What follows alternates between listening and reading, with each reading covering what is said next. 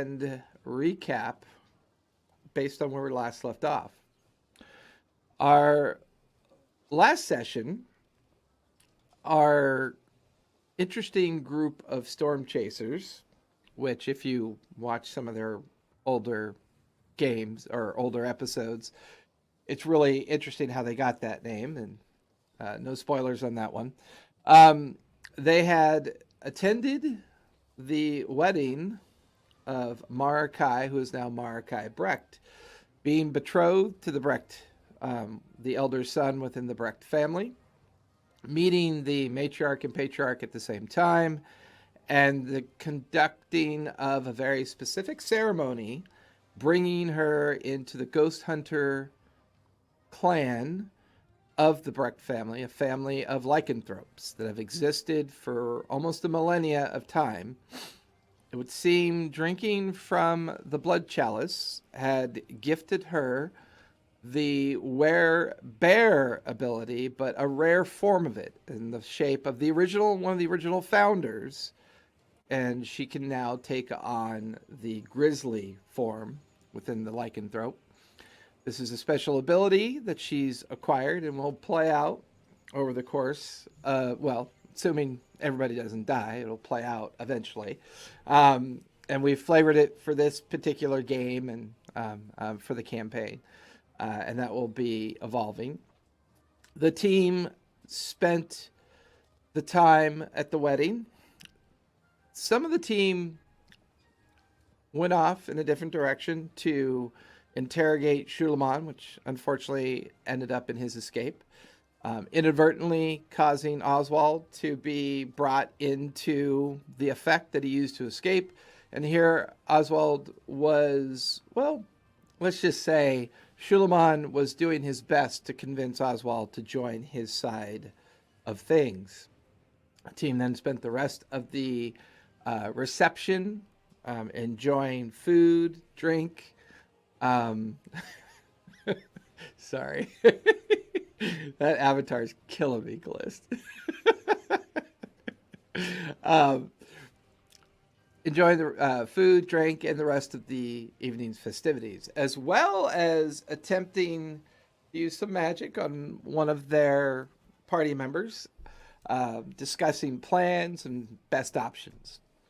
However, the next morning, the team received word that they would be escorted. Well, actually, no, the next morning, some shopping ensued.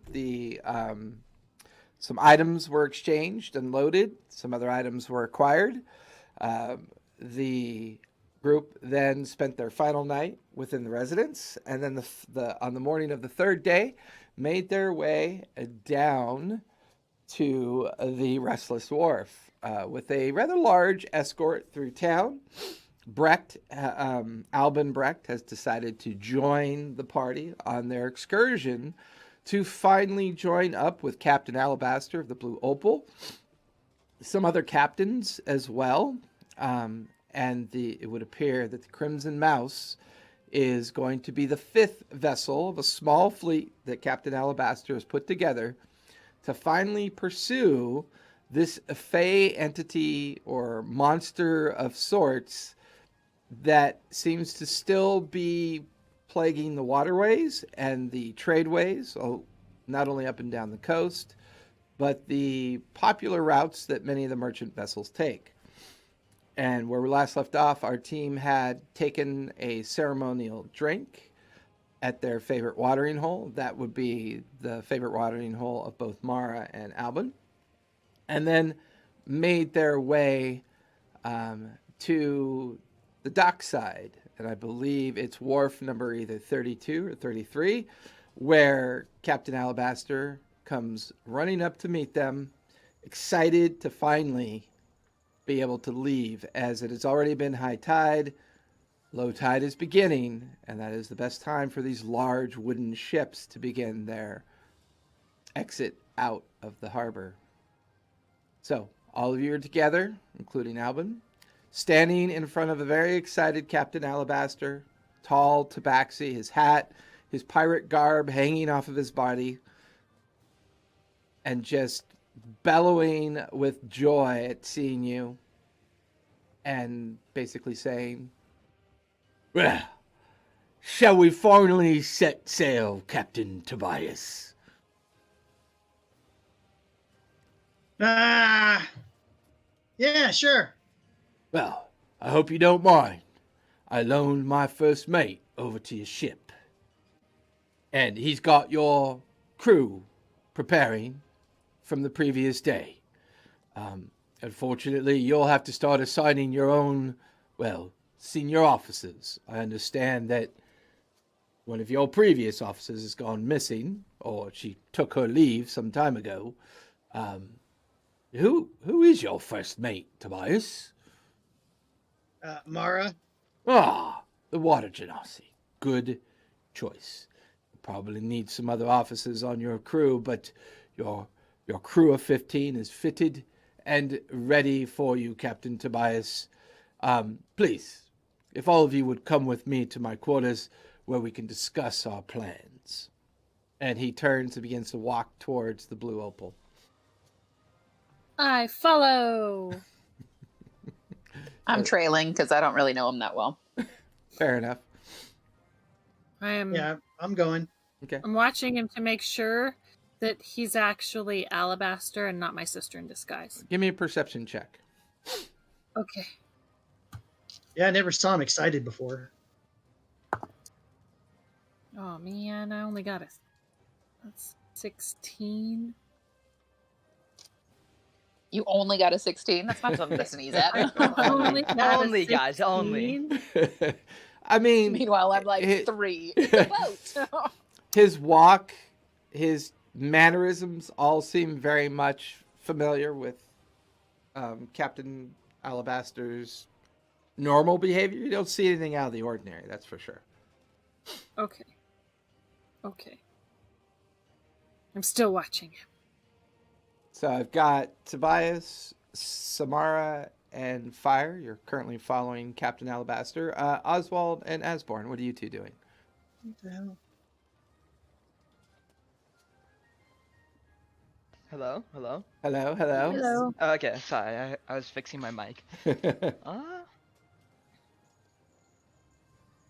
I'm just gonna follow them also then. I don't Okay. have anything else to do. Might as well keep them safe. Mara and Albin follow as well. Oswald, what are you doing? I'm just gonna go walk around, just giving a good look at all the crew. Okay. Oswald, go ahead and give me an investigation check, please.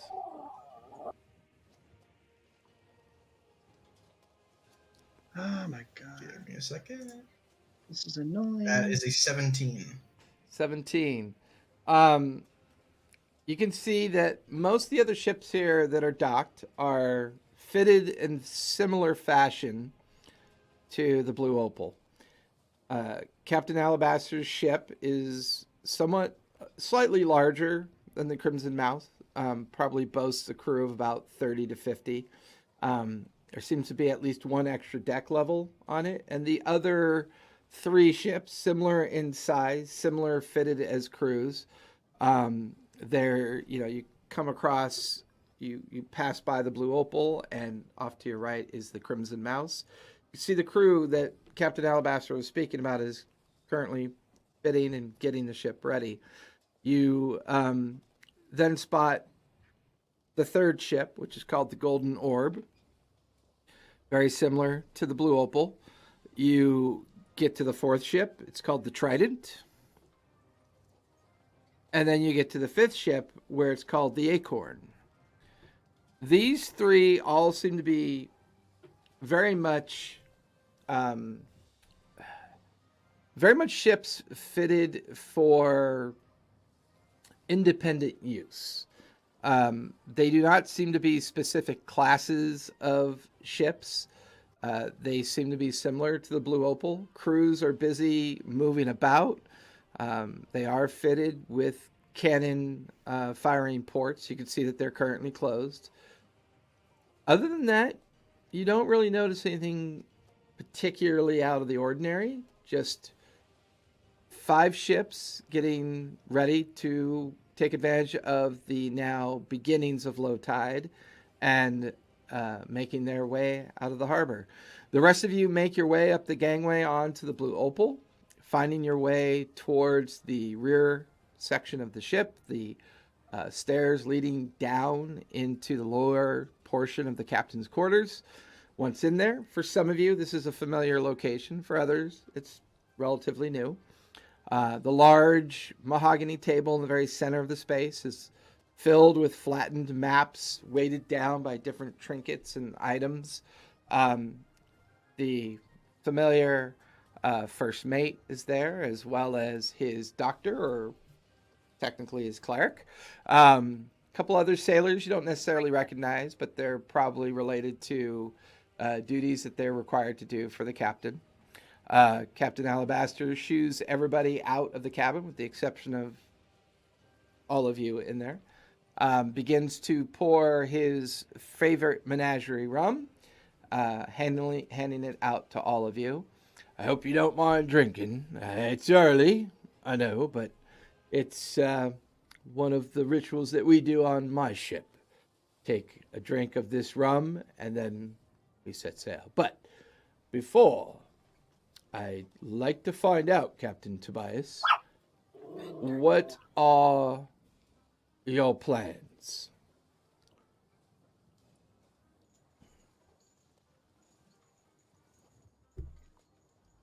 Oh, did I lose Ivar? Bias? I think he had to fix his microphone. Ah, Our plans are to follow you. yes, but normally when a captain's council is kept, there will be 5 of us. The other 3 have agreed to allow my ship to be the flagship, and where I go, everyone else agrees to go. I was mostly looking for confirmation from Captain Tobias to make sure that he was okay with that plan. Yeah. Okay with that. Yeah. We can speak for the captain. Yes, he seems very concerned with a small metal device on his lapel with a wire coming from it. Anyways, I'm glad to see the captain's council will be kept. Now, my understanding is the Zehefe is preparing a secondary fleet to make its way out to Darktow. They seem to still be having issues out there, and my understanding is the Zehefe plans on taking advantage of whatever is going out there and finally getting rid of the pirates that live there, or whatever their council that they keep is. They have spent many decades raiding the shipping lanes, and between this creature we hunt and the fact that Darktow seems preoccupied with its own problems, Zehefe is leaving on the tide as well to deal with the issue. I believe that I believe the last sighting of this creature was a report delivered by the Zehefe's scouts not more than 2 days ago, that near the island of Vidke, that this creature has been seen in that general area. Now, I have been there recently, and I'm not sure if you've been made aware, but the island has been, well, destroyed. No one knows for sure who or why, but unfortunately I do not believe I can count on restoring my relationship with the Fey entity there that had helped us in the past. But perhaps capturing this creature and returning it to where it came from would be a good start. So with that, I do appreciate all of you joining me in this. It could take... The creature belongs to her. Yes. Wait. Huh? So the creature, the island creature, Yes. it belongs to the entity that lives on that island. It's her pet. How did you come by this information? We talked to her again. You spoke with her again. Ah, Yeah. She kind of spoke to us. She kind of spoke to us. Yeah. oh, And we got this bag to put it in when we find it. Yeah. interesting. A pet, you To- say? It's her pet. It looks different on this side than it does on her side. Ah, well, that would make more sense. That is quite a large pet. It's good to know. So you actually have a device we could potentially use to capture this thing. Mm-hmm. Yeah. Ah, interesting. Well, I see that Albin will be joining us. This is good news. Glad to hear it. Yes, Captain, as always, good to serve with you. I don't know if you've been made aware, but I've recently been married to Mara here. Hopefully that won't be too much of a distraction for this trip. No, whoever comes, I'm Captain's Tobias's ship, not mine. So Captain Tobias, are you okay with the or the Captain's Council on this one? The Captain's Council. What's that? Well, the other three captains have agreed to make my ship the flagship. You would be the fourth, and that would make it a unanimous vote of 5. And as always, if you do agree to make my ship the flagship, basically everything runs from here.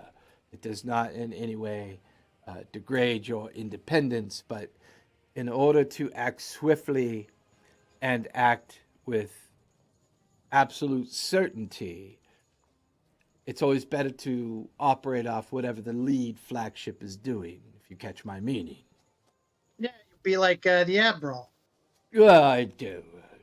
I don't want to wear a hat that big, and I'm not fond Well, all of... right, but I'm that's not what fond- it is, right? So Well, you call the shots while you're out there, and we all help each other out. Sounds great. so that would be a consensus. I will let the other captains know. So, with that, Does that mean we need to get you a bigger hat? no, I don't think so. I like my hat. It's fine. It's It's mostly okay to have a smaller hat. It's fine. it's mostly formality. It's not a, it just makes communication and response times easier. Okay. Yeah. Well, All right. very well. I will have my cabin boy direct you down to your quarters to discuss your plans, and then, Captain, I would imagine you'd want to get on the Crimson Mouse as soon as possible. Please go down to the common tier, enjoy some breakfast, and I believe we'll be ready to set sail in about an hour. Right. Good to have you. And with that, he kind of leads you out. The cabin boy takes you guys down to the common deck, where everybody kind of comes and enjoys the food that's available. And Albin, Mara, and everybody's there, kind of sitting and digging in and waiting out this last hour before all the ships begin to release their moors. Oswald, as you're wandering around, make a perception check, please.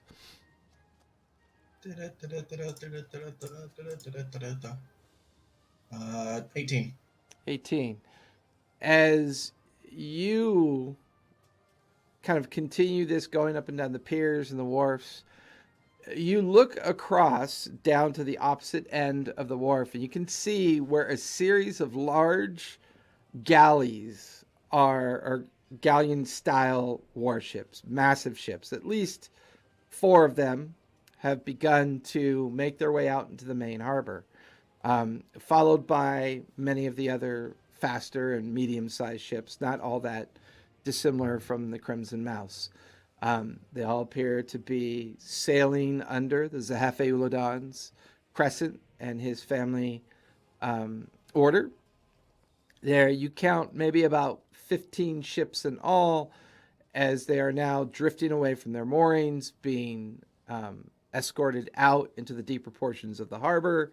And from there, you watch as the ships begin to make their northeasterly route, which would be somewhat different than the route that you believe that you and your team will be making. But it's a pretty large fleet, pretty impressive. There are many other vessels here, mostly merchant vessels. Lots of people coming and going. What would you like to do? I had Are you down talking to my all ship. of us or? Sorry, just Oswald. Yeah. Oh, You say that again? The last part? You're watching people come and go. You're on the busiest section of the pier. You've watched these Zehefe's fleet kind of release their moorings and making their way out. What do you want to do? Because you're the only one not with everybody else. You're wandering around. I'm going to observe this fleet. Okay. For the rest of you, you finished consuming your breakfast. What would you like to do before heading over to the Crimson Mouse? Now, when he said that the Zehefe Uladon was also leaving, are we able to see which ship is his? I'll say as you get Is it on, just a fleet, I'll or is he say going too? as you get on the main deck of the Blue Opal, I'll say for you, Samara, go ahead and make a perception check.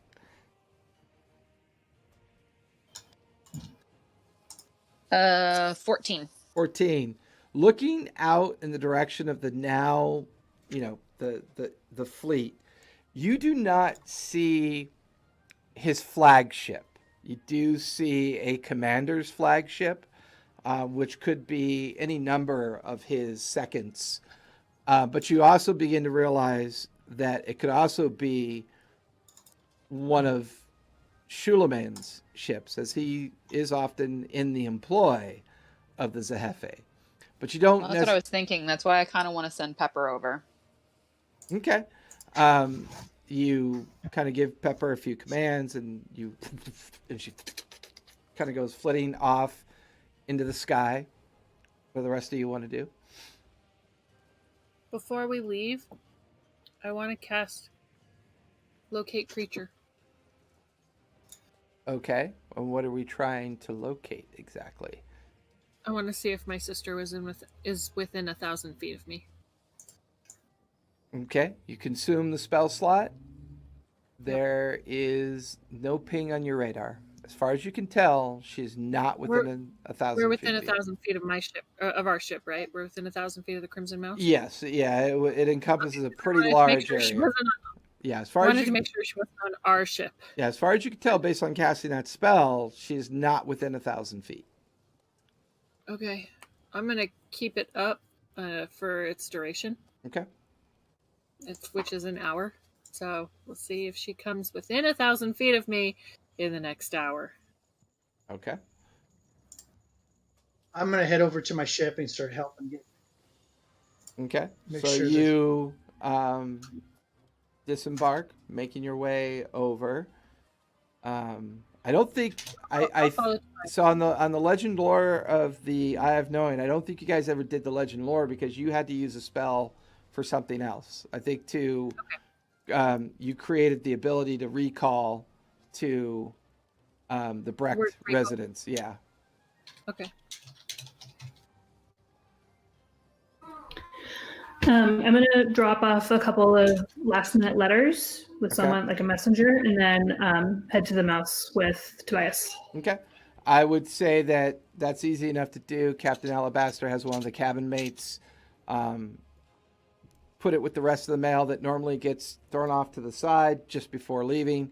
You can now, as all of you have left the Blue Opal, made your way following Captain Tobias towards the Crimson Mouse. Oswald, what are you doing with your time? I'm going to go back to the ship. Okay. As the rest of you make your way on the Crimson Mouse, a few minutes later, you watch as Oswald comes up the gangway. The gangway is pulled in, and with that, a great series of small horn sounds are made. You watch as the Blue Opal casts off its moorings, and then one by one, each of you do the same. Tobias, you're beginning to take the helm, as you're normally at the helm. Mara, with you now being first mate because of the tiefling that is no longer on board that was helping with the crew before, you begin to bark out orders and commands to ready for sail. Go ahead and give me a persuasion check, please, Mara. Ooh, I am not good at persuasion. That's an 11. Yeah, I mean it's not horrible. It's about average. You go about your duties as best as you can. The ship lurches away from the pier, and one by one, the combination of the tugs and tide force all of you out into the main harbor.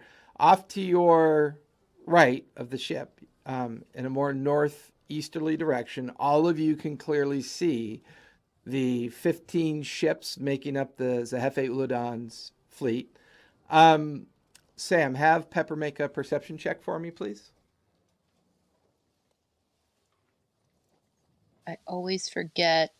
Yeah, Pepper does. He has advantage on wisdom checks I believe so, yeah. on perception. Yep.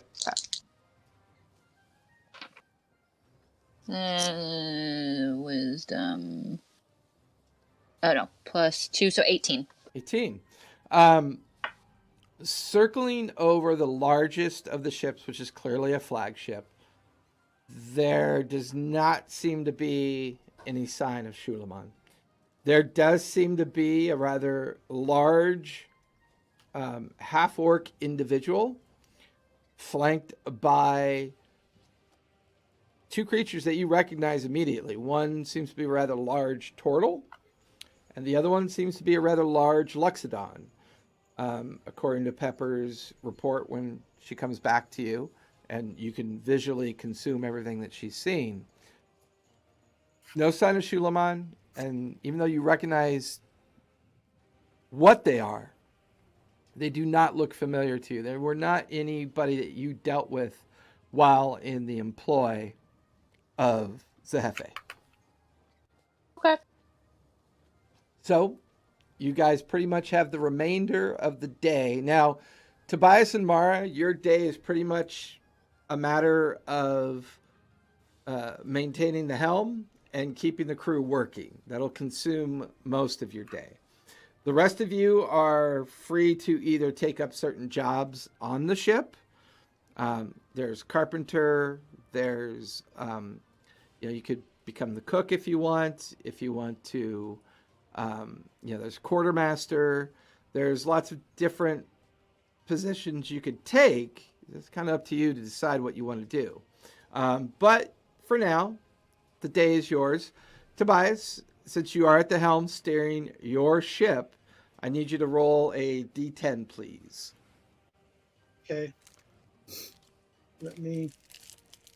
Don't roll anything that crashes us. 10. Okay.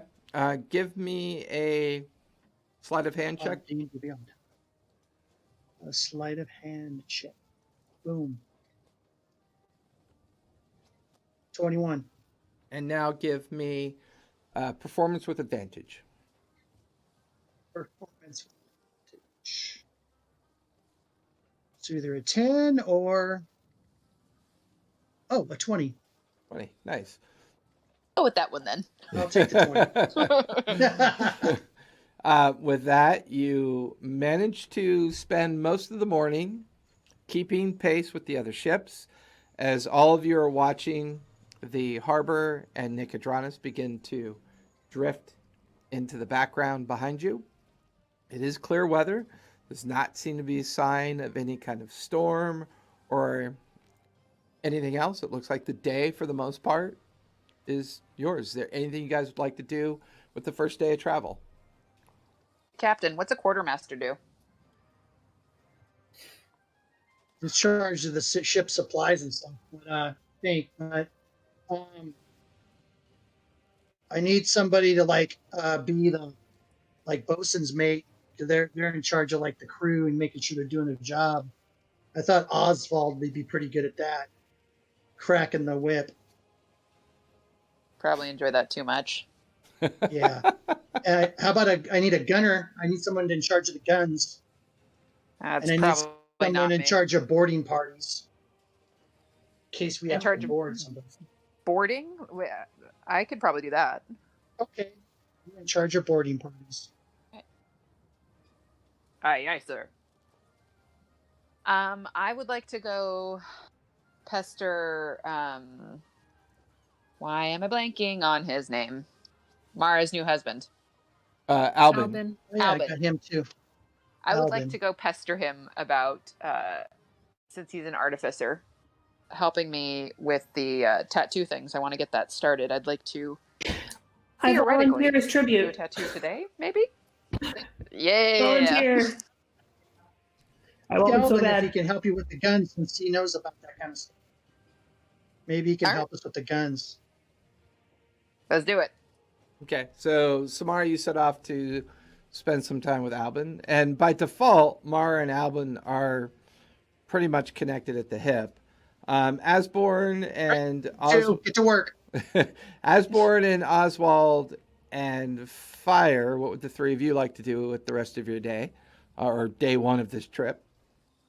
I'm gonna help I'm- the crew with carpentry. Okay. I'm gonna spend some time writing in my journal and potentially communing with my deity. Okay. Yeah. Oswald. I'm going to memorize the crew's faces. Why? Uh, Because are you worried you're gonna become one of them? Don't worry about it. So Be creepier. So we'll start with Oswald because that is the creepiest of roles.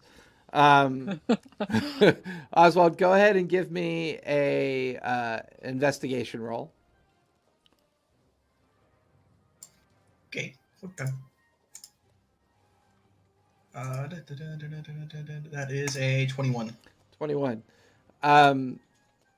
You spend the remainder of the day memorizing faces. Are you also drawing any? No, I'm trying to do it mental memory. Okay, fair enough. You spend your day doing that, and you seem to be doing it quite well. There's a variety of human types. They're all kind of the typical sailor type. There's the occasional half orc. You come across maybe a couple half elves as well. They're all the similar individuals that you remember from the Hollyhead crew that the Tiefling had put together. But I'll say you have a successful day of memorizing these faces. And with that, if you chose to disguise yourself as them, I mean, obviously you would be familiar with them by the end of the day. So that will conclude your day.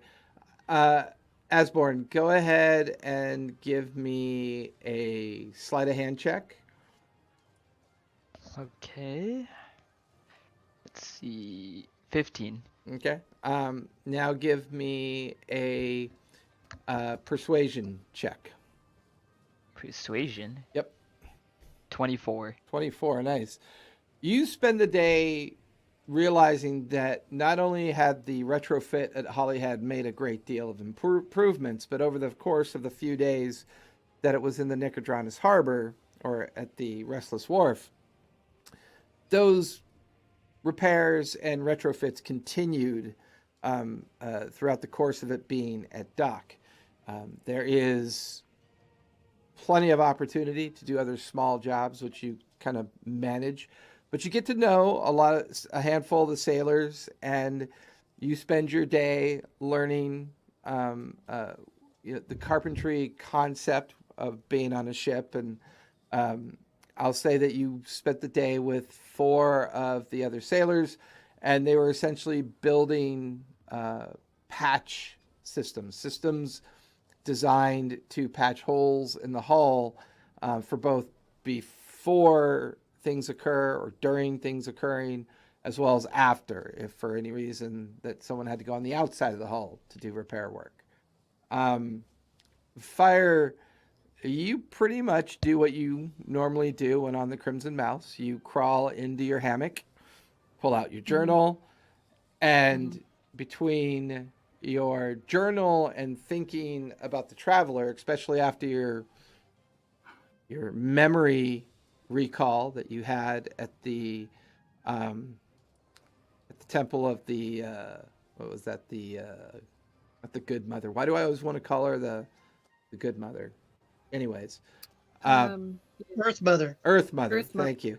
Yes. At the temple of the Earth Mother, the thoughts of your twin sister and some of the mysteries surrounding the possible connection with all of this. Your thoughts drift. Go ahead and give me a charisma save really quick. Oh dear. What is it? Charisma. Save? Save. Okay. It's not terrible. Oh, it's terrible. 13. 13. You see the familiar outline of the form of the traveler kind of sitting at the very end of the hammock down by your feet. Seems to be flicking your toes and then looking at you and going, well, why here? Why are you out here on this ship? I would imagine that trying to figure out who your sister is would be way more entertaining than this. We're trying to find your sister's pet. Oh, well, I can appreciate that. Not really sure if it can be captured. Did you realize that he looks to his right and left? There is somebody manipulating that creature. Yeah. It's Terraling. Oh, who is this? But I mean, it's not really Terraling. It's somebody. Was it Azrael? Azazel? I think it was Azrael. I'm pretty sure Azrael. Pretty sure it's Azrael. Is possessing Terraling. Terraling's an oracle. Yes. Well, I mean, you would have to possess the ability to see in both worlds to be able to be involved with this creature. I cannot but wonder. Purpose. Well, perhaps it will strike me when I'm not so, well. Anyways, see you around, fire. And then he's just gone. But you spend your day journaling and thinking about everything that's happened at this point. Okay. Sam, Mara, and Albin, the three of you are all together. Albin watches as Sam steps up and, Samara, what can I do for you? So, I hear tell that you have some skills in artificery, as it were. And I was hoping that I could pick your brain a little bit. I do dabble in infusions and mechanical puppetry. It's some of my favorite things. I may be able to help. What are you attempting to accomplish? So I met a bard in my travels who had a most fascinating way of infusing a spell into ink, then tattooing that ink onto her body, and you could then have the spells stored on your body. So I was hoping that I've been practicing my sketching and my tattoo artistry, and I now have a tattoo kit, but I need to be able to infuse the inks that I have so that I can do that. I would imagine we're going to be at sea for a while. I could possibly show you how to do some of the minor infusions, and if you do not possess the art, I'll be glad to infuse the inks for you. We might start with that, if you wouldn't mind infusing them for me. I'd love to see if I could try it and have it work out. Oh, absolutely. Mara, if you don't mind, I believe there is a small lab on the lower decks. Do you mind if me and Samara practice this infusion she requires? Of course not. And the two of you begin to disappear down below decks. You can see passing the common deck and then passing the gunner's deck and then making your way down into the lower section. You eventually come into a storage hold where there's a lot of equipment and things, and the two of you spend the remainder of the day kind of dabbling and discussing the concepts of infusion. Samara, make an Arcana check with advantage for me. Okay.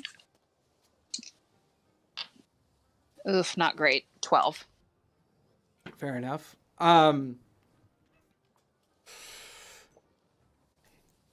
The concept is definitely magical in nature. However, your magical studies are more towards shamanistic and natural magics. This is the bending and the infusion of components into another component to make something do something else. It very much feels different. I mean, over time, if you decided to continue to study it, you could probably learn it if you wanted to. But for the most part, you and Albin work on the infusion effect, and I'll say he manages to create one for you. Now, what's a particular infusion you were hoping to create? Could you say that one more time? Your mic cut out for me. What's a particular infusion that you're trying to make? Since we're probably going to be doing sketchy, dangerous things, I liked for the one that, what's her name? Atil made on me. She did a token healing one, and it was 1d6 plus the con. Okay. And I thought that might be a good one. Yeah, I'll say by the end of day one, he manages to create one small vial of the ink for you to apply, and it will restore that effect of the healing plus con. All right. So you have one vial of token healing ink. Cool. And that'll consume your day. Mara, anything you want to do with your day? I was going to go find Fire, if I can find her. Oh, she's always easy to find on the ship. She is talking to the thin air, writing in her journal, and straddling her hammock up on the main helm's deck. Are we pretty alone? Is there a bunch of people around? Give me a perception check. Usually not 18? far from Tobias. For the most part, it's Tobias at the helm. A series of sailors coming to the helm and then leaving quickly. You being the first mate. I mean, maybe every 15 or 20 minutes, someone's going to be coming up to you to, expect orders or to report in on certain circumstances of the ships. But I'll say as you look at Fire, you have maybe about 10 or 15 minutes to converse with her before you get busy again. All right, so I'm going to speak lowly, so I'm not overheard. Okay. Fire, I have a hypothetical question for you. Okay. So let's say, hypothetically speaking, you get possessed by, I don't know, something that's like in a weapon, like a sentient being in a weapon. Would you have a spell that could like get rid of that? Like remove curse, maybe? I don't know. I'm just, just hypothetically speaking, if like your weapon took you over, do you, do you think, I mean, hypothetically, do you think that the hypothetical person is cursed? Not yet. Okay. So are you... Okay. So all right. Here's what I'm thinking. If you can maybe like think of like a spell or something to get rid of that, maybe we could do a little practice, just like a hypothetical in case it would happen. See if you can like dispel whatever. Mar, give me a quick stealth check. I want to see if it can beat Tobias's passive. Ooh, what is my stealth? Not natural 20. What's your passive, Tobias?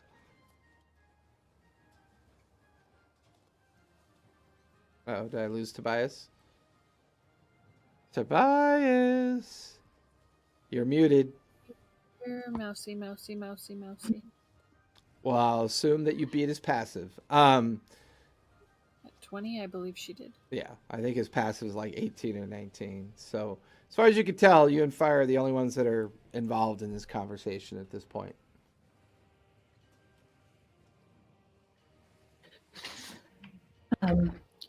Yeah, so Plus it is 19. Well, I mean, if it is a curse that it is, then remove curse could take the curse off of the person that Okay. is cursed. If what is possessing them is potentially a curse. Although, I mean, your husband's family kept those sentient weapons back yesterday or the day before. Yesterday. Yeah. And I think because they were sentient, it wasn't so much a curse. So it's not the same thing. So I guess it depends on what it is that's driving the possession of the person from said hypothetical weapon. Would there be a way to figure that out? Could you like? Well, does the weapon talk to you? Because I don't think non-sentient weapons would talk to you. Hypothetically. Yes. Yeah. Hypothetically, yes. It sounded like a little girl. Hypothetically. Like a little girl. Hypothetically, it sounded like a little girl. Yeah. Are we really talking about hypotheticals, or is your Okay, no, obviously we're not talking about hypotheticals. So maybe one of those first weapons didn't end up in my in-laws' vault. Might still be in my bag. Now is It was that like it was like a little girl though. Like that can be bad, right? I don't know, because that entity on that island looked like a little girl and she sucked 2 years out of me. Okay, touche. So here's my plan. You and maybe Samara like load up with some spells, and then I go and I like do a little practice sword fight with someone, and we see what happens. But then we also have to have like everyone else there to like take me down if necessary. Okay, I volunteer Asborn because she's also got a rapier, right? Yeah. No, I don't know. She never uses her shield. I was actually thinking of asking I have a You have maul. them all. Okay, I volunteer Tobias because he's also got a rapier. I was going to ask Albin. Oh, you're He going to ask wanted Albin. to. Please don't Yeah, stab your husband. I'm not planning on it. I don't know what'll happen. I think I want to see what happens if I draw a little bit of blood. Okay. But, Is it affecting you more when you feed it? I've never hit anything with it, to my recollection. Just held it. Well, what if you just try cutting yourself first with it, rather than involving somebody else? Okay, not a terrible plan. Do you have a spell right now that could potentially the curse thing? Is that ready to go, or do you need to like study? I need to sleep on it. Okay. Maybe in the next like day or two we can like put something together. Yeah, tomorrow we can have you stab yourself. I mean, cut yourself. All right, sounds good. Okay. I will also prep the healing for you. Yeah, I appreciate that. Yes. Yeah. Okay. Thanks. Is it one that I identified? Yes. It's called the Rapier of the Histories. Rapier. I don't think that's one that I identified. One that I identified? Did Oswald identify it? Did he have identify? Yeah, Oswald has identified. Okay. And so well, one of you did, so does for Samara. sure. Someone did. Someone identified it. Okay. I have partial information about it. Is that we the one? We can cast legend lore on it. Is that the one from Hollyhead? Yeah. I wrote in the notes, extra ability, still unknown. Okay, so before we do the cutting of you, we could cast legend lore on it. Okay. Before you, I don't know what that will do. I don't know what that means, but yes, let's do that. Okay. Well, that's one that I already have prepped. Great. I will pull out the Rapier of the Histories. Okay. It's for sure just in my scabbard, not in a bag. Okay. Yeah, let's not poke me with it. No poking. Yeah. Yeah, I like all my bits where they are. Yep. Okay. So you pull out the Rapier of the History. Uh-huh.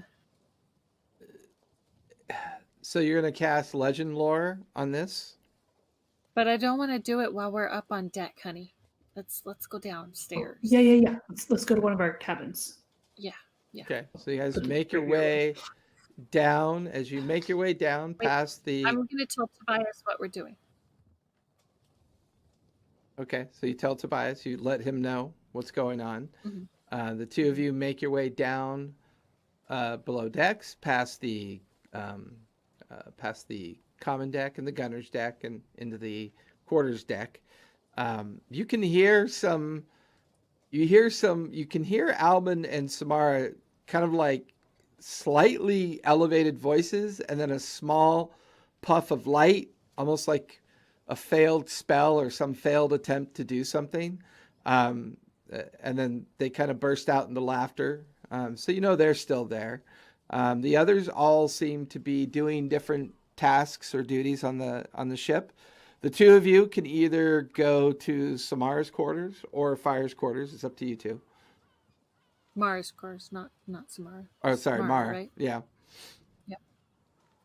Why don't we go into my room in case it gets trashed or something, and then I won't feel bad that I trashed your room. Okay. So Hopefully it doesn't get trashed. Hopefully. I'm a little weary.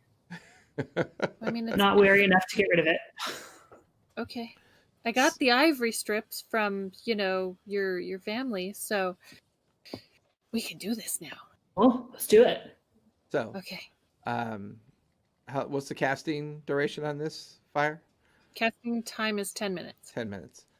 You spend the 10 minutes focusing, doing the incantation of the spell. A couple things happen. Because it's not necessarily attuned to you, but you are currently holding it, there is a slight vision or understanding of the nature of the blade. The blade itself seems to harbor a sentience to it. It's definitely there. You get a vision of this blade sitting over a mantelpiece in a very fine establishment, but you do not recognize the establishment at all. There are many voices kind of being raised and lowered. You can hear music in the background. You can hear people laughing and talking. You watch as the hands of an individual remove the blade from the mantelpiece. They are talking to someone. They even seem to be leaning down. There's a small, childlike face looking up at you. Seems very human in appearance. Chestnut brown hair, big green eyes, freckly face, and a smile. You cannot catch any glimpses of the conversation. You get the feeling this thing is reluctantly revealing itself to you. You get the feeling that this is the point of origin of it. And then that vision kind of blurs out of your mind's eye. It just kind of dissipates. You then realize that as you hold on to this weapon and you're thinking about the possibility of it being sentient, it continues to resist you. Give me a persuasion check with advantage because you are using the legend lore spell.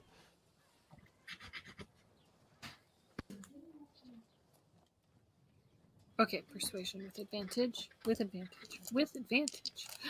That's probably good. I have no bonuses to persuasion. I should put points in charisma.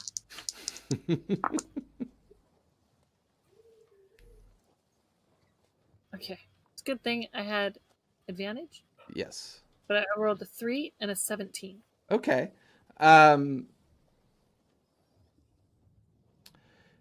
It definitely is not going to show you what it can be, what it's capable of.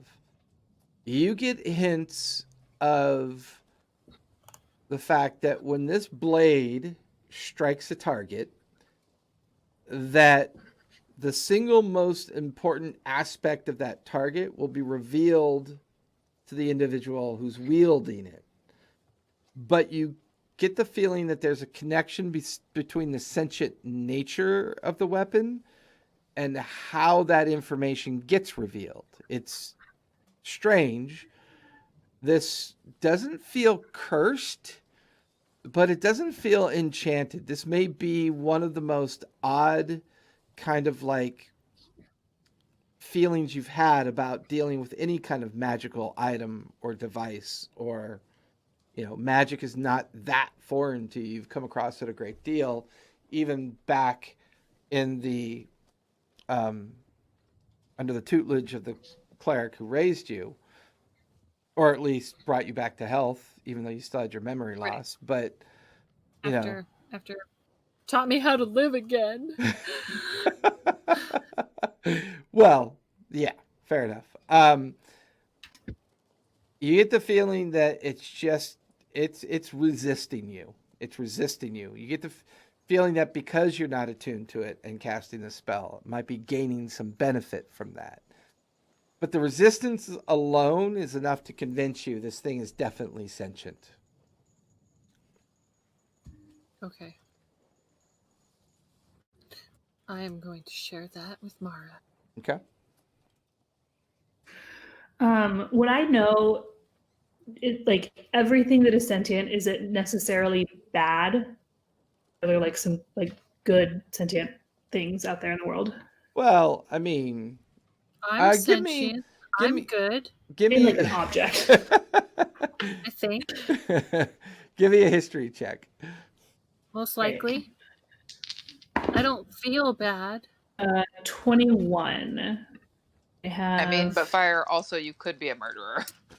And then Well, I mean, I have. we're all kind of murderers. How many people have we killed? We tried to kill a dragon girl. So my grim psychometry to recall information about a darker past surrounding an object you are touching or a location you are present in. Right. Between what Fire has shared and your own understanding of this weapon, as well as the concept of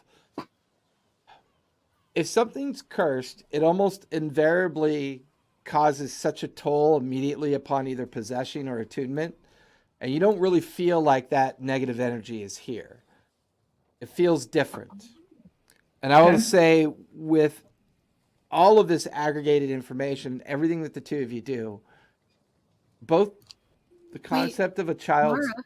both the concept of a child's voice and the reluctance of the weapon, there's no darkness here, just confusion, youth, inexperience, childlike expressions emanate from this thing.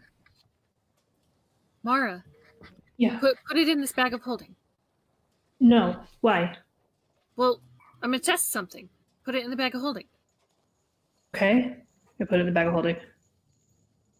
You were able to put it in the bag of holding. It's probably not cursed. You wanted to see if I could like give it up. Jason, your screen is like... Oh yeah, I know. Okay. I was trying to tweak something and it didn't work. Yeah, it looked like it was looking in thousands of mirrors. Which is what it was doing.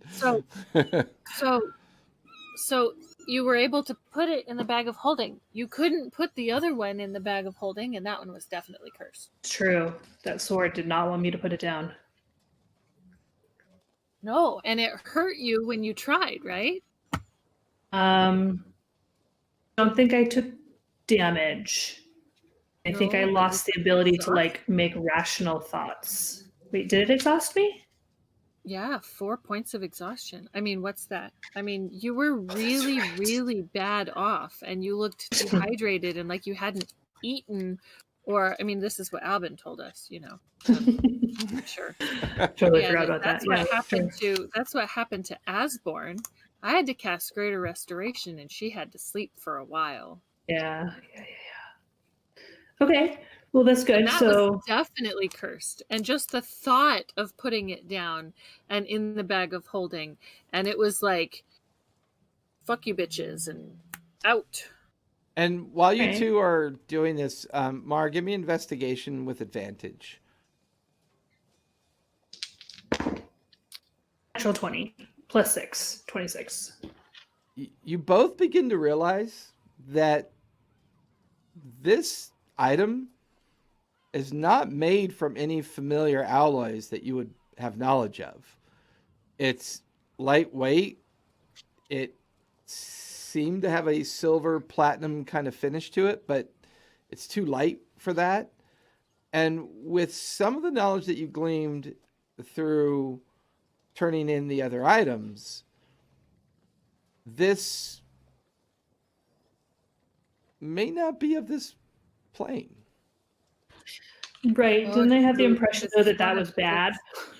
This is one of the things that she worked on. Man, I should have kept those necrotic ones. Anyways, the mad do you want to poke scientist. me? What was her name? What's that? Sorry. What was her name? I think it was Cyrus the Mad. Cyrus the Mad? I wrote drow, question mark. No, the drow. Well, was she drow? Yeah, I think she she was. was half drow, maybe? Okay. She was drow. She was definitely drow. Yeah. She went by the name Cyrus the Mad. Well, at least that's what people call her. Whether or not that's her traditional name, this is all secondhand information as far as you can tell. Right. Yeah. So I feel like this is definitely one that she made. Whether or not Probably. it's going to eventually harm me, I guess is the question. Kept those other ones. Darn it. Should have. Yeah. Man, Sorry. it's okay. This mace won't hurt me, whereas that mace Ahab. probably would have. So let's see if this one will hurt you. Poke me. No. I'm not doing anything until you prep some spells.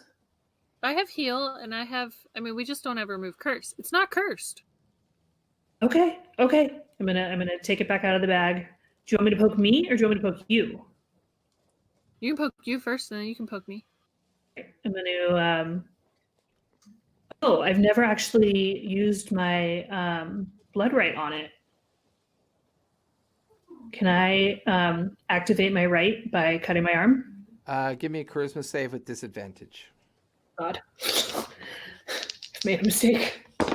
Yep, it's probably cursed. 9. 9. It does not allow you to cut yourself. Huh. Okay. That was weird. Every time Is you it broken? try, your hand shakes with the kind of resistance that it offers, and it doesn't seem to want to let you do what you want to do. Okay. Can I try to cut you? Yep. I'm gonna hold my hand out. Poke my hand. Same thing. Very carefully. Same thing. Won't allow you to Can't do do it. it. Nope. Okay. Won't allow you. It's Okay. weird. It's giving off some kind of like a confusion, it's confused by what you're trying to do, and you catch that kind of empathetic wave of confusion that almost makes you a little bit nauseous, and just it won't allow you to do it. Your sword won't let you cut you or me. That's weird. Maybe I'm gonna try and like I'm gonna nodes. try and poke my finger with the tip of it. Just poking my finger. Poking my finger with the tip of it. Will it let me? You reach out instinctively. You try to maintain the grip on your sword. Give me another charisma save with disadvantage.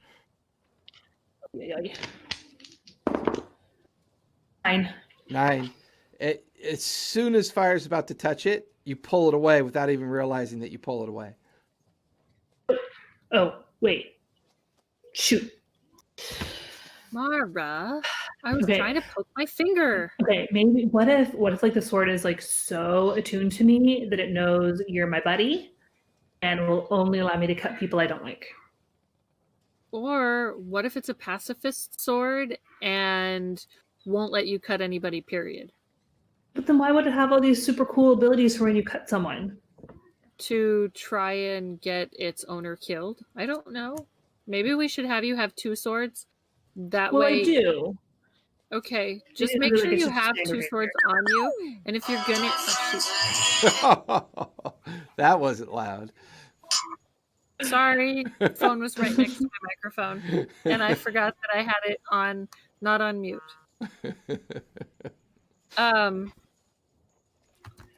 Yeah, but I have this regular old rapier right here, and I kind of pull it out of the bag of holding. You got this one. Okay. Stick it Okay. back in. Just let's make sure that you have both on you at the same time, so that if this one decides to fail you, man, we are going to have to find someone to. We should have played with this before we left Port Zune. Well, I mean, I didn't really want my in-laws to see it. That's true. Don't want to start out that relationship with like a huge lie. No, I don't have any sentient weapons. It's fine. Okay, is there anyone on the ship that like bugs me a lot? I'm sorry. Say that again. So, trying to think if there's anyone on the ship who like bugs me. You think it can only let you fight people?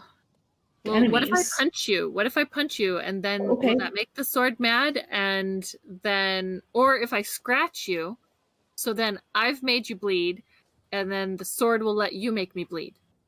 Okay, let's try. Well, maybe we want to do this with an audience. That way someone can pull us off if the sword does take you over and decide to kill me. Okay, let's go find Osborne. Okay. All right, so the two of you head your way up onto the main deck. Tobias, are you there, Tobias?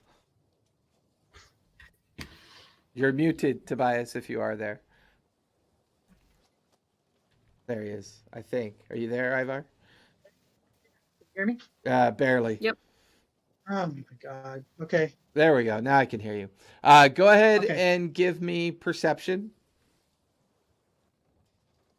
Okay. 11. Okay, now give me a normal performance check.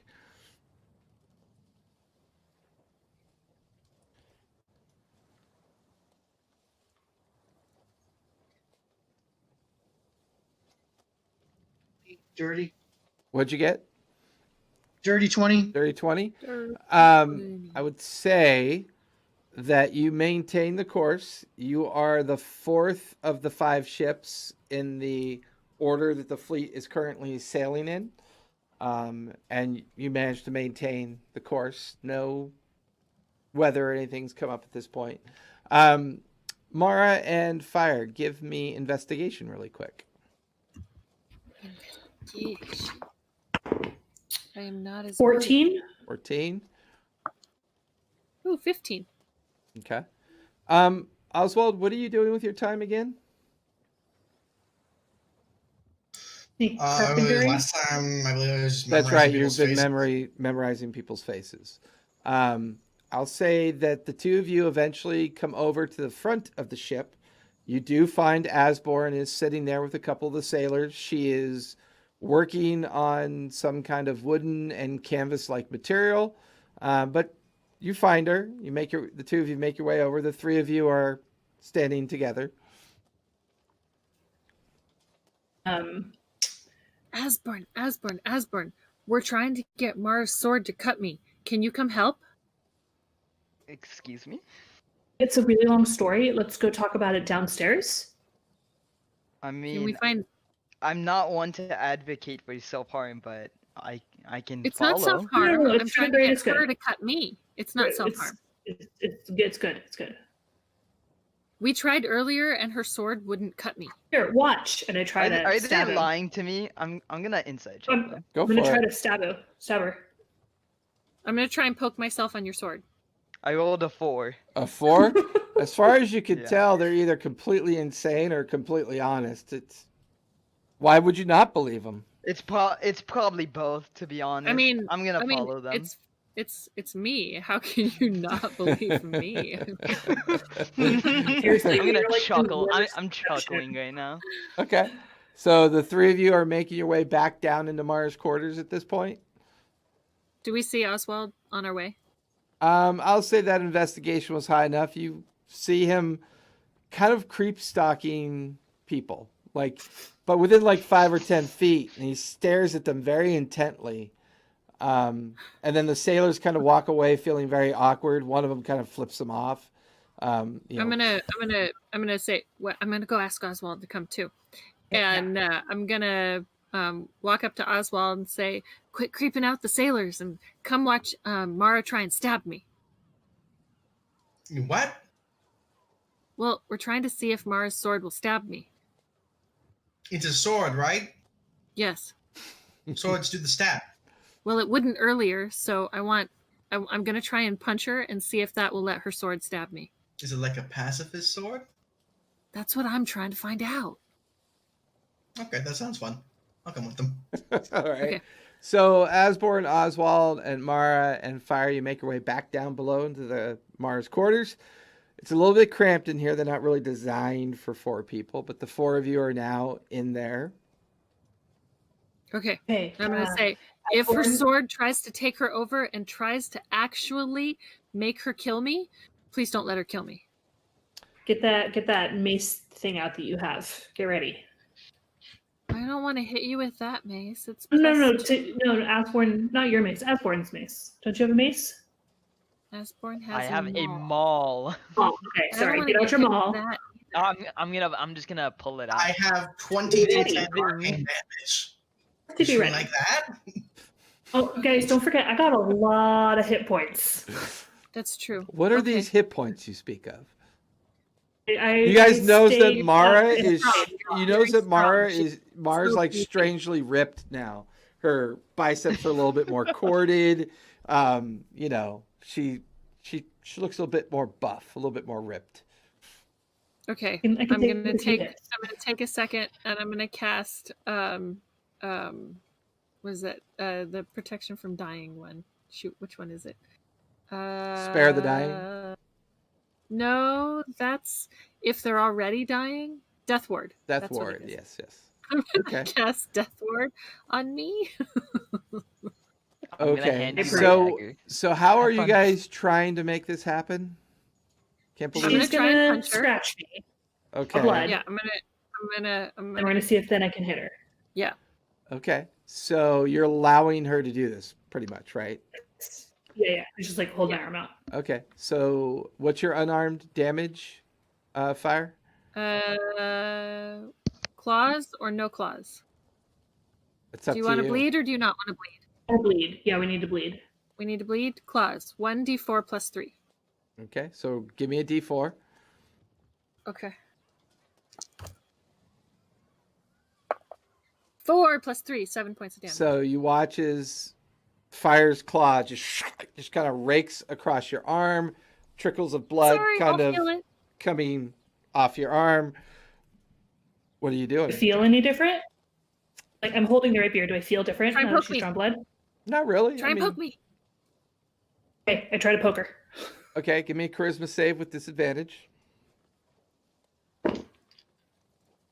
Better. I'm holding out my 12. hand. 12. Holding out my hand for her to poke. Oswald, what's your passive perception? 12. 12. Give me an Arcana check, please. Oh no, this is Good call grabbing the wizard. 14. 14. So you watch as Mara attempts to respond by slashing the rapier in Fire's direction.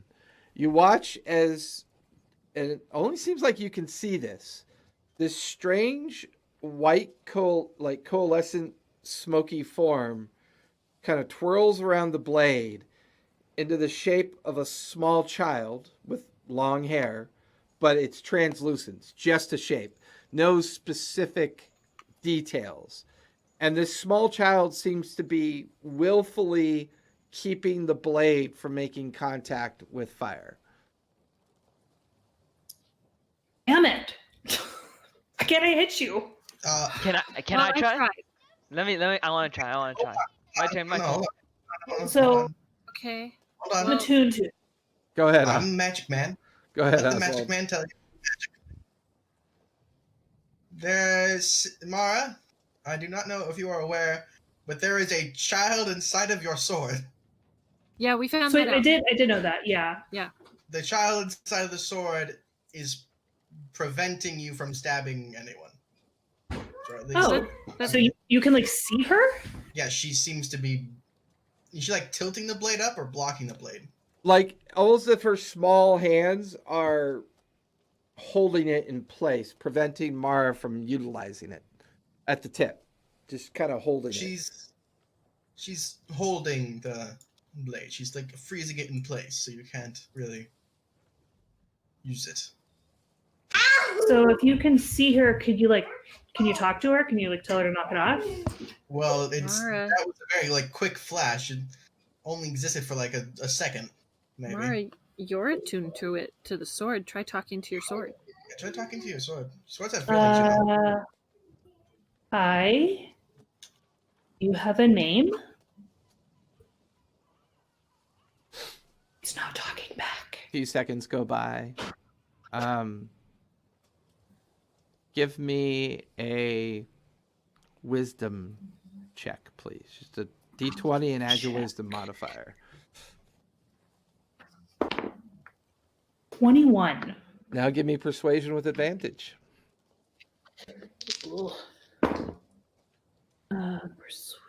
14. 14. Only you can see this, Oswald. You watch as the apparition appears to kind of coalescing smoke out of the blade. But, Mara, you hear a voice in your head.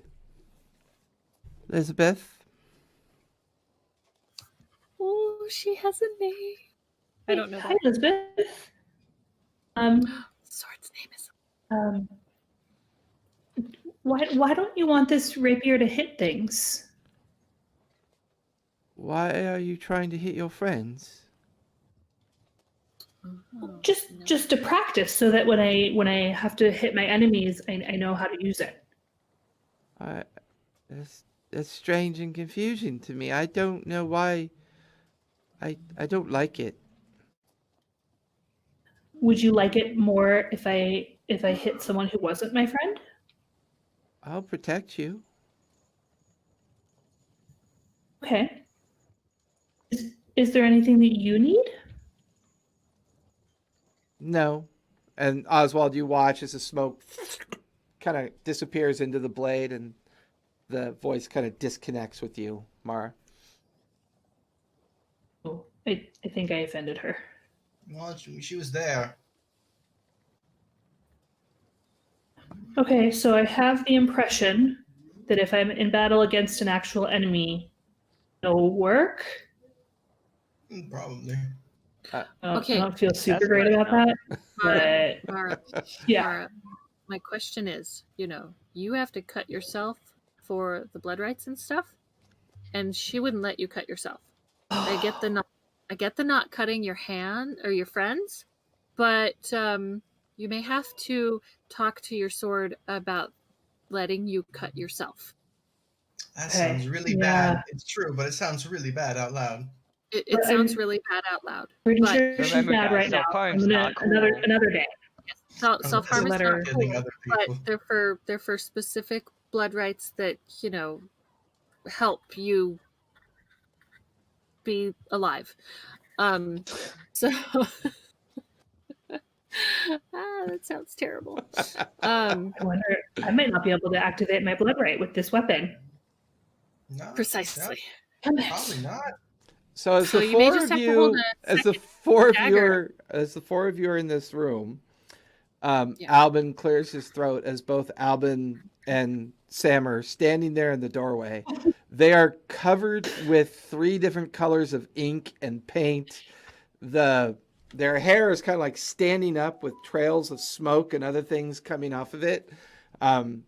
Samara seems very happy about holding a vial of liquid, but they both seem rather perplexed at what the 4 of you are doing. And Albin just dear, everything okay? Yep, great. I'm gonna put the I'm weapon standing in my in bag front of of her holding. and in front of the sword, hiding what she just did. Give me deception with disadvantage or with advantage. Yes. Oh, advantage? Are you sure not disadvantage? Deception with advantage because fire's helping. Natural 20. Yeah. I'm That's trying to 22. help. Yeah, I mean, Albin reaches up to rub paint out of his eye and doesn't even notice the weapon and just smiles. Well, glad you're okay. Sam, shall we try again? And the 2 of them kind of go back into the storage area where they were experimenting with the infusions. So, anything else you guys want to do before we finish day 1 of the travels? Nope. Okay. I'm good. So, long rest. Go ahead and switch up your spells based on whatever you want to do. Everybody, long rest. You do not have to take up a rotation as there are plenty of crew. I will say that Mara and Tobias trade off helms duties to keep from getting exhaustion, as well as maintaining the long rest schedule. All of you wake up the next day.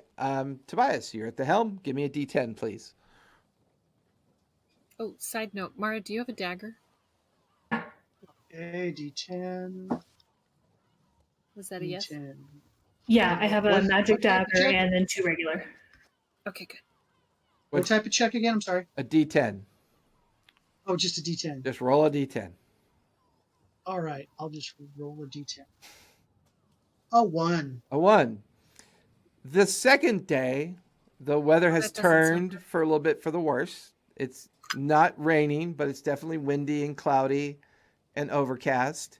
At some point, one of the lookouts high up in the crow's nest, about mid-morning, as all of you are kind of in the midst of your second day, points off to the starboard portion of the ship.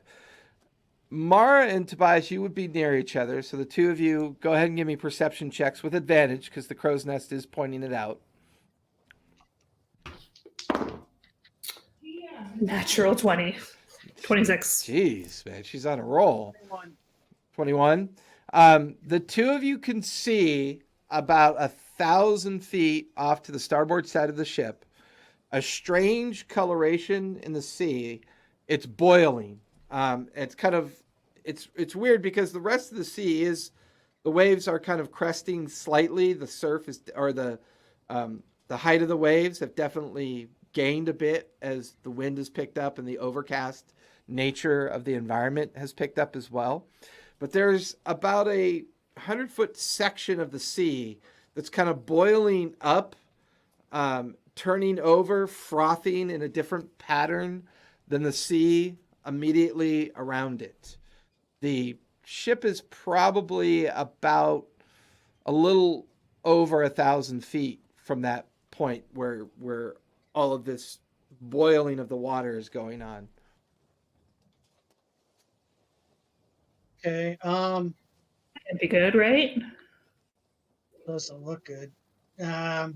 Really doesn't look good. We'll let Admiral Alabaster know. Why don't we Can see if can we we can send- send Pepper? I was just gonna say, why don't we send Pepper, try and get a little bit closer, and that way we can see what it really is. Okay.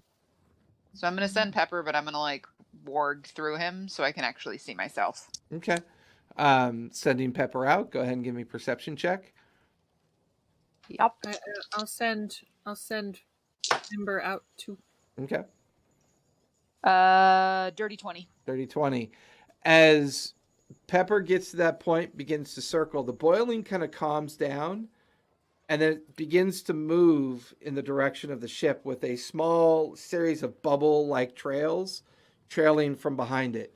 Pepper makes out like a large purple and green tail that kind of flicks underwater and then coils back and almost causes this, whatever this is, this disturbance, to begin to moving towards the Crimson Mouse. With my nature check, would I recognize it? Go ahead and give me a nature check. Tobias, one of your sailors is beginning to flag signal Captain Alabaster. You could see that they are repeating your flag signal, and the ships are beginning to kind of come to and tack in the same direction that you're tacking. Okay. I got a 10. 10. I mean, Lucidian Sea is a big place. You guys have been at sea now for a day and a half. You're definitely not in the deepest portion of the Lucidian Sea, but this is not an overly familiar creature to you. You've never seen it before, and the only glimpse you caught was of its tail, a tail that would be described as maybe 20 feet in length. Well, at least it's not a dragon turtle. Seen one of those Starboard before. cannons. I mean, it still could be a dragon turtle, just like a different type of dragon turtle. How far away is it? I would say it's now about 800 feet away. Pepper is reporting that it is moving in the direction of the Crimson Mouse. Tobias, you do see flag signals are being responded back to you. As you look across and see one of the sailors up in the crows, he points off, and there are now similar boiling points in the water near two of the other ships as well. Good. Okay, I'll tell them to load and make ready the cannon on the starboard side. Mara, are you going to order the crew too? Yeah. Battle stations. The bell starts ringing. Clang, clang, clang, clang, clang. Bang, bang, bang, bang, bang, starts clanging. You watch as the sailors race below decks. Other sailors are on the main deck, facing in the direction of this boiling and roiling mass. It's now clearly coming towards the ship. Pepper is warged into you, Sam. At one point, you watch as a series of smaller contrails under the water jettison out and away from this mass that's hidden underneath this boiling sensation. It's beginning to pick up speed and move quickly towards the ship. I'll say you guys have less than 2 minutes before it gets near the ship. Oh, God. I'm gonna pull out the rest of those vermin. We have 6 vermin jars left, 6 uses. I'm gonna pull them out and start prepping them. Okay. What are the vermin jars? I'm not remembering this. They were the fire and the water made them more explosive. Oh, those vermin jars. That's The vermin right. jars, the vermin fire jars. You know, You're getting the rid of mouse, vermin jars. the mouse that walked into the exterminator's office and asked for That's extermination right. for rats. Yeah, I gotta go kill some rats. Yeah. yeah. So I'm Those I'm gonna jars. prep. We have Hey, come on 6 now. left. We have 6 uses left. Yeah. Sweet. About that. Yeah, I would prep those. So Fire, I'm you're gonna getting prep that prepped. those. What are the rest of you doing? I don't know. Come back to me. Okay. I'm scared. Mara, you watch as Albin shifts into his lion form. Claws out, begins to step towards the edge of the rail as this boiling water is getting closer. I'm gonna pull out my rapier. Okay. Elizabeth, are you there? Very small, gentle voice in your head. Yes. So I don't know if you can see, but there's like something really big and it's coming and I'm probably going to need to fight it. But before I do that, I actually need this to cut me because I have like super special blood. Do you think that that you could let the sword cut me? Give me a persuasion check. 18? What is it, a +2? Yeah, 18. I don't know why you want to do that, but okay. You're strange. And I am. the mental connection kind of severs at that. So then I'm going to bonus action activate my Crimson Right. Just as you do that, a memory a memory bubble kind of pops in your head and reveals to you what you are. Your ability to turn into the werebear and take on the grizzly form. And then as quickly as that forms in your head, it kind of drops away. Okay. I'm not choosing to do that because I'm planning on jumping in the water. And I don't know if my grizzly can breathe underwater like I can. You don't get the feeling it was something that you were being forced to do. You get the feeling it was something that the rapier was revealing to you. It was giving me advice. No, it Do you want me to cast water breathing on you? No, I don't think so. I mean, I can try and see what happens. It's the history blade. Yeah, you get the feeling And- that because it allowed you to successfully cut yourself with your blood right, it basically treated you as a target. I didn't realize that I already slashed. I thought it was before I did. I understand. Yeah. Okay. I take 4 damage. Okay, fair enough. Anybody else? You got 2 minutes. Fire's doing her thing. Albin has turned into his werelion form. Mara, you're prepping the blood rite. Anybody else? Oswald, Asborn, Tobias, you're currently barking out orders. We'll say your 2 minutes is consumed so that your gunneries are going to be able to fire and get an opportunity of initiative. Okay. I'm going to cast Bardic Inspiration on myself and Oswald. Okay. Oswald, anything you want to prep for? No, I'm good. Okay. Death Ward lasts 8 hours, but that was yesterday, right? Correct. So that would already have worn off. Okay. So I'm also going to cast Death Ward on me. Okay. Fair enough. All of you kind of take. Where would you guys like to be standing? Currently, it's coming from the direction of the starboard side of the ship. You can see where sailors are positioning themselves along the rail. You are all kind of grouped up on the helm's deck. You probably would have enough time to shift throughout the ship if you wanted to. I want to climb wanna- up. I want to see what it is. Wait, 'Cause I don't know wait. what. I would like. Can I change what I did? Can I? I'm gonna. Mara, you want to get to the top? Or It was Sam. Yeah. Sam, you want to get to the top? Oh God. What?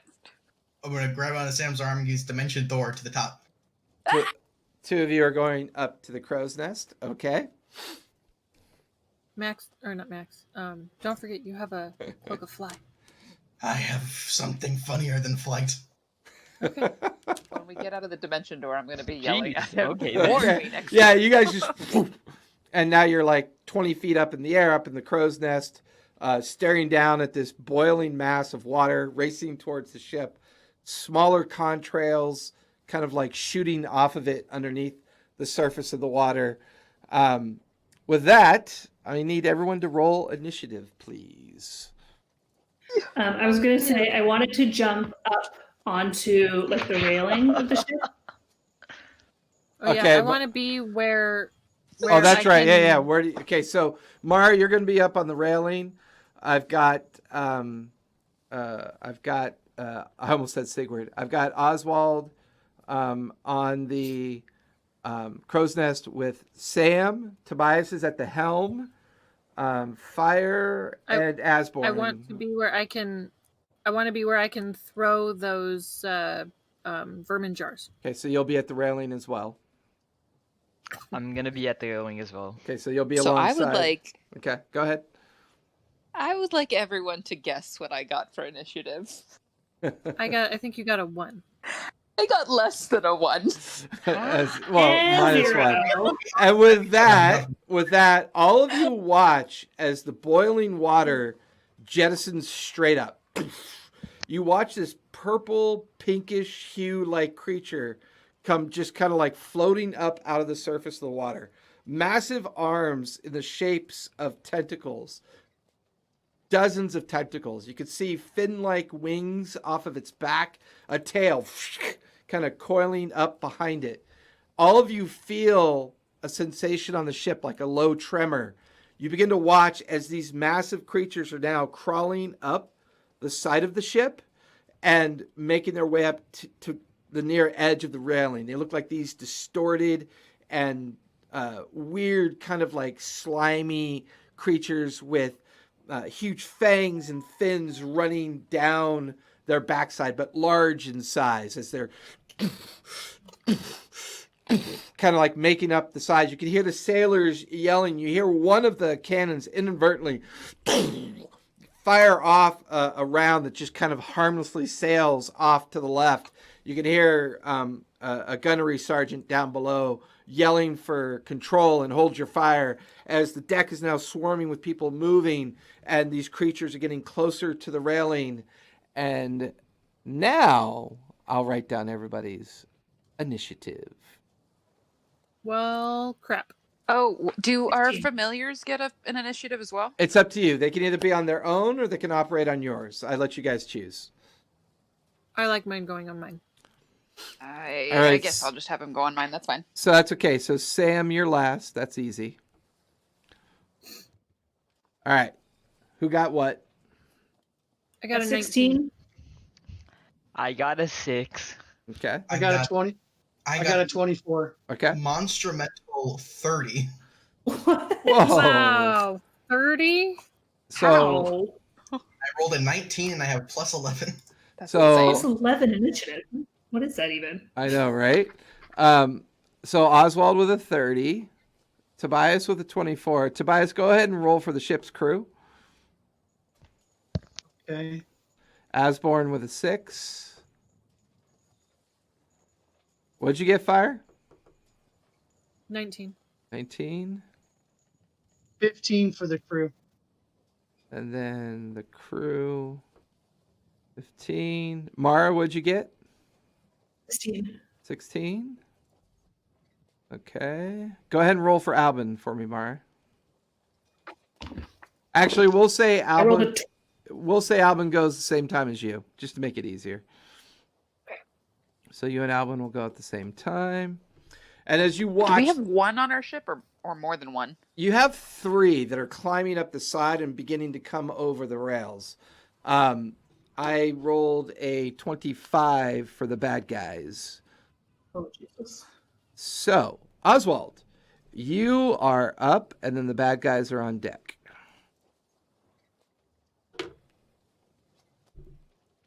Okay. I'm looking at all these. Are any of them a turtle that I recognize a specific turtle? I mean, you're free to use your bonus action as a perception check if you want. I will. I will. Give me a perception Vengeance. check. That's a natural one. As far as you can tell, you do not see the dragon turtle anywhere. Okay. Are you having some PTSD? I am. Okay. A little bit. All right, looking out. So there's the tentacle creature. Yeah, so Dragon- you can see coming in at about 40 feet away from the ship. You can see this tentacle, purplish like creature kind of like hovering above the surface of the water. You could see, and I'll say you could all equally see, best you could figure, they are corrupted sea trolls that are making their way on to the main deck. You've seen sea trolls before, Mara, especially being at sea. At Tobias, you've seen them as well. They look like the form of them, but there's something wrong with them. They're like distilled down to their kind of like slimy cells and bone protrusions coming out, fangs that are distorted, eyes that are slightly larger than one eye or the other, pustules kind of like emanating some kind of ooze-like substance off their face. The purple tentacle creature out in the water, just sitting there floating and making a hissing noise, just kind of on the edge of the 40-foot range. And now let me place everybody before I forget.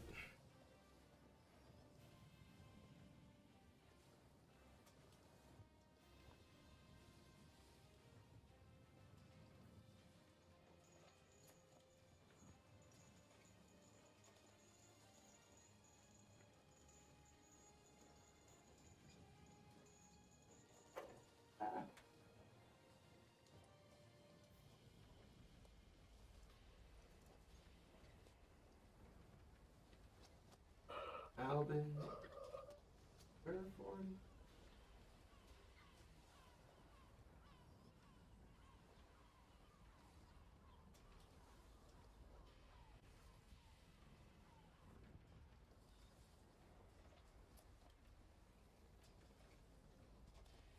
All right, Oswald, you are up in the crow's nest with Sam. At your height and distance, you're probably between 60 and 80 feet away from this thing. All right. That is the perfect amount of space to cast a spell. That is a range of 60 feet. Okay. What spell are you casting? The spell known as... which one do I do here? Yeah, I'll do that one. Mental Prison. Okay, what's the So save the on that one? Intelligence. Intelligence? That's probably a good call on that one, maybe. That'll be a natural 1. There you go. Plus, There you go. plus 2 is a 3. So what's the effect? So first he takes. I'm rolling right now. Takes 27 psychic damage. Okay. Now that it got affected on a failed save, there is a 60-foot cage around it. A 60-foot mental cage around it, so only it can see it. Okay. And it can, and it is. Hold on. If let me say.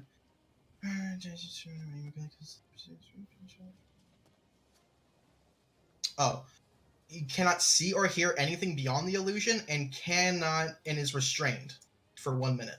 Okay, so he's restrained for a minute. And cannot see or hear anything outside of the 60-foot cage. And if he does, by any chance, move or touch the cage, he takes 10d10 psychic damage. He is going to use his only legendary resistance to resist the effect. Yeah, you still take the damage. He takes the psychic damage, but the rest of the effect he can resist. Yeah, that's right, idiot. All right, I'm done. Okay. That's my turn. At the end of your turn, this creature immediately responds to this. You just watch it kind of like recoil from the effect, and its tentacle-like face and arms kind of look up in your direction. You watch as both arms face you and Sam, and you watch these like greenish explosions come out of both arms, and you're now watching these weird kind of globules being launched towards you and Sam. I need you and Sam to both make dex saves, please. I'm so dexterous. It's going to be fine. Yeah, I got a 9. Okay. I got a 17. Okay. You both are going to take 14 points of bludgeoning damage. You are knocked backwards 10 feet and knocked prone, which knocks you both off the crow's nest. You are going to fall 20 feet. I can't react with my wild shape. I would say if you want to use your reaction to wild shape, absolutely. Yeah, I would not want to fall and take more damage. So I'm going to wild shape into a giant eagle, and I'll grab Oswald on my way down. That's 2 reactions. I can let 2 you reactions, fair enough. I can let you change into a giant eagle, and as you change into your eagle form, you just watch Oswald go right by you. Sorry, bud. Oswald, Can you I are try and catch him? you're nowhere near him, unfortunately. Oswald, as you go plummeting down past the sail and past, you're just looking up to see an eagle flapping right above you, that where Sam once was. Son of a bitch. And you're just like, and as you're knocked prone on the ground, you take 21 points of falling damage. And 14? Oh my goodness. Oh my god. I'm almost dead already. Ready? Yes, I'm extremely fragile. And yet you shot at someone while we were in a crow's nest. Yeah, and So squishy. that's what you're here for, Fire, to make sure I don't die. It's fine. You'll come back as someone else. It's fine. Is that what I'm here for? Oh. Last time I checked, yes. Okay. Whose turn is it? I just know it's not mine. I wasn't planning on wild shaping so soon, but here we are.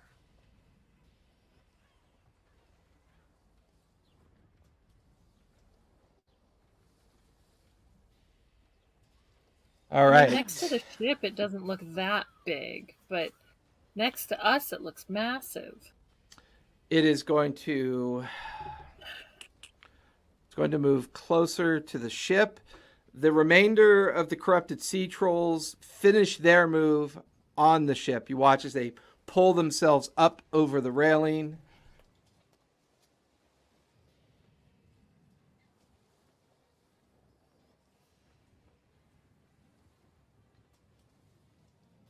And because Oswald is a prone target, it's going to try to grapple it with one of its tentacles. And that, Oswald, give me athletics or acrobatics really quick.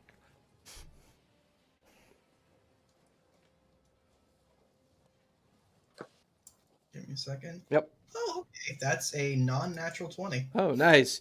As you're Yay. kind of on the ground, kind of spitting blood out of your mouth after chomping down on your tongue and your lip, you watch as this massive green pinkish tentacle comes flying right at you, and you roll out of the way at the last minute as it strikes the deck, ripping some of the boards up with these like thorny like protrusions on the tentacle, and kind of recoiling back towards the creature. That will finish their turn. Tobias, you are up, and then Fire, you're on deck. Fire the cannon. That'll be a bonus action for you to yell that out, which Okay. is going to be a reaction for your crew. You watch as a series of cannon shots just blast out of the side of the ship. Go ahead and roll a d20, please. Okay. Actually, Kill it, roll. kill it, kill it. I believe you have 4 on either side now, correct? Yeah. So mhm, go ahead and yeah. roll 4 d20s, please. Okay. And I think you have stats for the damage now, right? I like the look. It's all that documentation I sent you some time ago. Oh, sorry, I did it the wrong way. No, it's I gotta fine. roll No, individual. it's, Sorry. you can do it that way. 2 will miss, 2 will hit. Okay, there's one. Natural 20. Of course. Another one. 14. Okay. Another one. 11. That's The other 3. one. And so last one. Last one. Two. 2. 2. Okay. So 2 of the shots kind of go wide. 2 of the shots slam into the creature. I will roll damage for you since you do not have your stats up with you. Yeah. Thank you. And it will take Oh, 30. they're in my old notes. Yep. It'll take 31 points of blood or force damage from the shot. You see 2 like massive holes kind of like penetrate the creature's rib cage and like front carapace like area as the meat rips and ichor goes flying off in different directions. You immediately watch as the wound begins to automatically stitch itself closed. You still have your Like move. that. You still have your move and your action, Tobias. Okay. I will turn the ship to port. Okay, that'll be your action. You begin Yep. steering the Reload ship. the cannon. Okay. That'll be automatic as part of your bonus action. They would know to do that. You can already hear the Okay, gunner's cool. mates prepping and everything. All right. So do you want to move anywhere? You're currently at the helm. Now I stay at the helm. Okay. Is there something right next to me, or there's all my friends right there? Um, The trolls are on the main deck, right? correct. 2 of the trolls have crawled up onto the main center deck. There is a They're not on the troll poop that deck. has crawled up on the main deck at the front of the ship as well. Okay. Okay. Well, I've used all my actions to kind of control the ship. So. Okay. That'll finish your turn. Fire, you are up, and then Mar and Albin are on deck. All right. So, how many of the troll water troll thingies are near me, or are any near me? None are near you right now. They're all down on the main deck. And the big, giant, tentacly creature is too far away for me to throw. Yeah, he looks to be about 100 feet from you at this point. He seems oddly fixated on Oswald. Okay. All right. I am going to send because can I see Oswald? You can Can see see Oswald is lying prone on the ground after falling out of the crow's nest. Yes. And how far away? How far away from me is he? I'm looking. Because I can't see that clear. Yeah, he's about 70 feet away from you. 70 feet away? Yep. Where is Ember? Because we had Ember circling up above. She's still up there. Ember. Yeah, she's still circling up above. You can see her right Okay, I over want the her to two go main to- masts. I want her to go over to Oswald. Okay. She begins to fly down. She can reach him during her next turn. Shit. Okay. Then I am going to try and how you said I was 70 feet. Correct. I am going to use my doubling my movement speed, Okay. and I am going to run over top. Okay, so what's your total movement? That would still be only 60.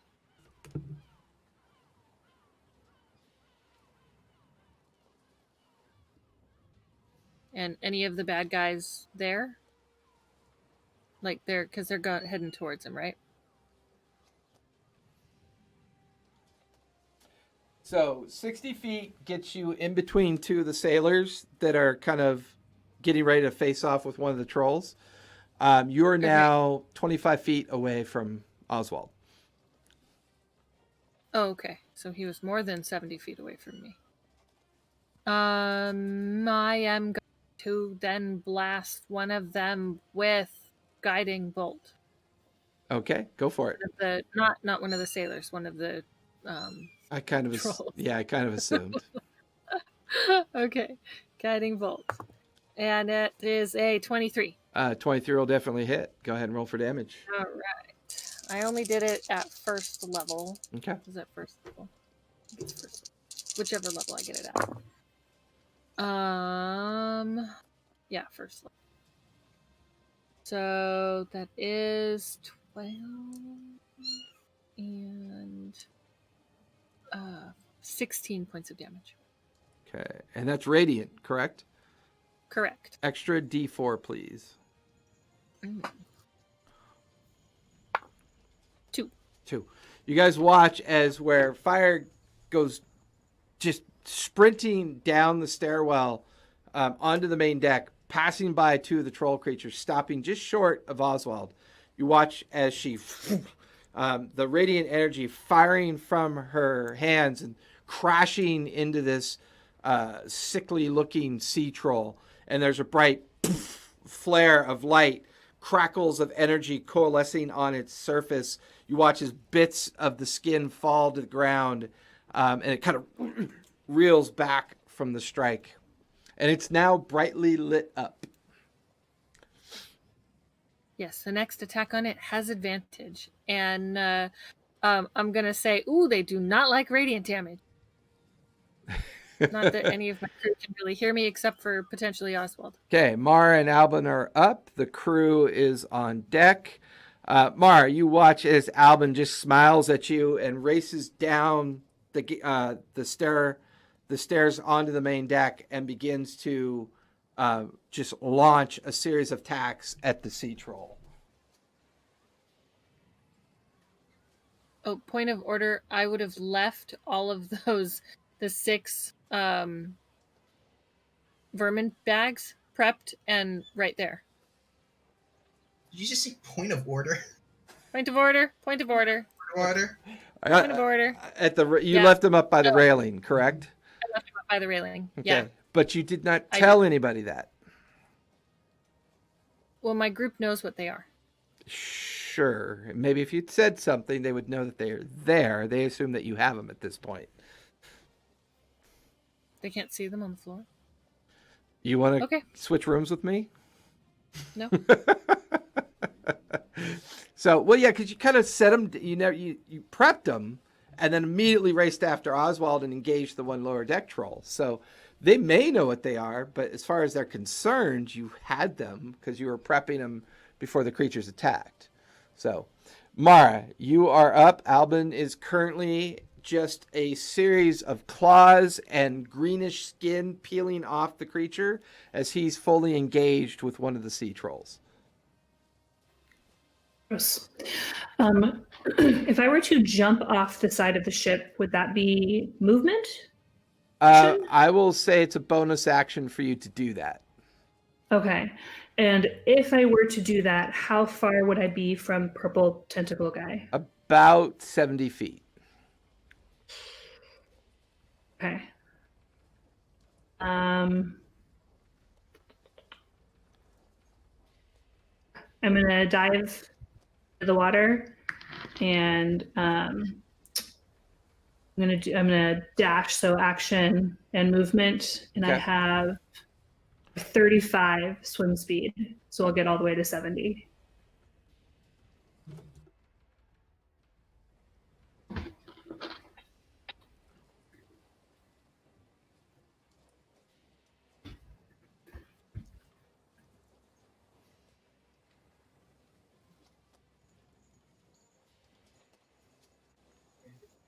All right, that'll finish your turn in base. I'm going to roll for Alvin really quick. If he moves, I can get an attack of opportunity. Correct. I'm close enough. Yep, you're in base with him. Okay.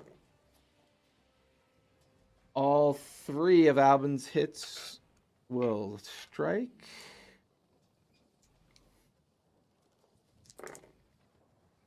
He's going to use the feral ancestry. So he'll put another D12 into that. Yeah, you guys watch as Alvin is just going ham on this creature, striking into it, big chunks of flesh peeling back. He seems to be doing quite a bit of damage to it. All right, that'll finish Mara and Albin. Crew is up.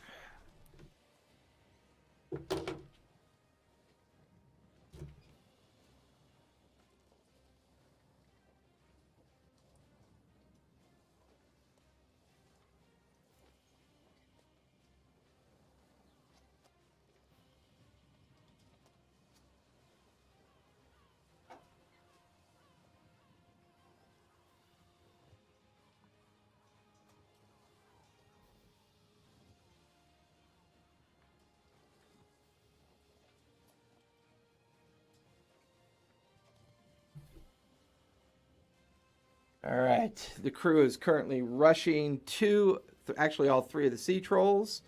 So I've got 2 on the one that Alvin's on. Both of those will hit. I've got 2 on the one near Sam in her eagle form.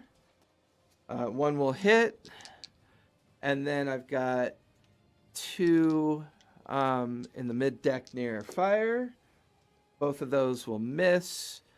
And then I have at least 2 archers shooting at the one below. Both those will miss. So let me roll for the crew's damage. All right. Just the deck is awash with combat. Swirling masses of people moving in and out of these sea troll areas.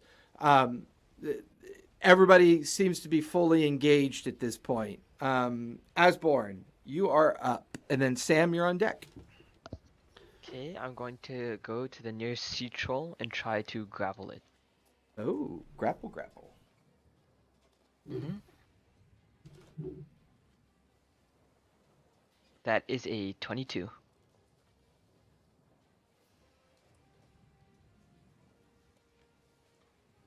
All right, let me roll for the sea troll. That Actually, I'm going. That's a 23. Oh wow. Okay. So that's your movement and action. You still have your bonus action. Okay. I will try again using shield bash for my bonus action. Okay. And is there a save for that, or is that a to hit? It's another grapple. Okay. It's basically the same as grapple. I Okay. got 22 again. I got 14. So with that, you shield bash it. Does that knock it prone? What does that do again? I can knock it prone or I can shove it. I'm going to knock it prone. Okay. I'll say it's only one size difference from you. Bam! You slam into it, and it falls to the ground prone on one knee. And then that will end my action. Or my turn. All right. That takes us to Sam. You're up. Okay. I'm gonna have Pepper go first because it's not really going to be an attack. Pepper has to soar up into the clouds on this turn, so that on his next turn he gets bonus damage on his Okay. attack. Just you So I'm hear gonna let that. him do that. Yeah, you hear that familiar screech as Pepper just kind of races up into the clouds. And then I am currently an eagle, so I get 2 attacks. I'm gonna attack the closest one to me. You are currently hovering about 35 feet above the troll up on the main deck. Let me fix the cam for you. My fly speed is 80 feet.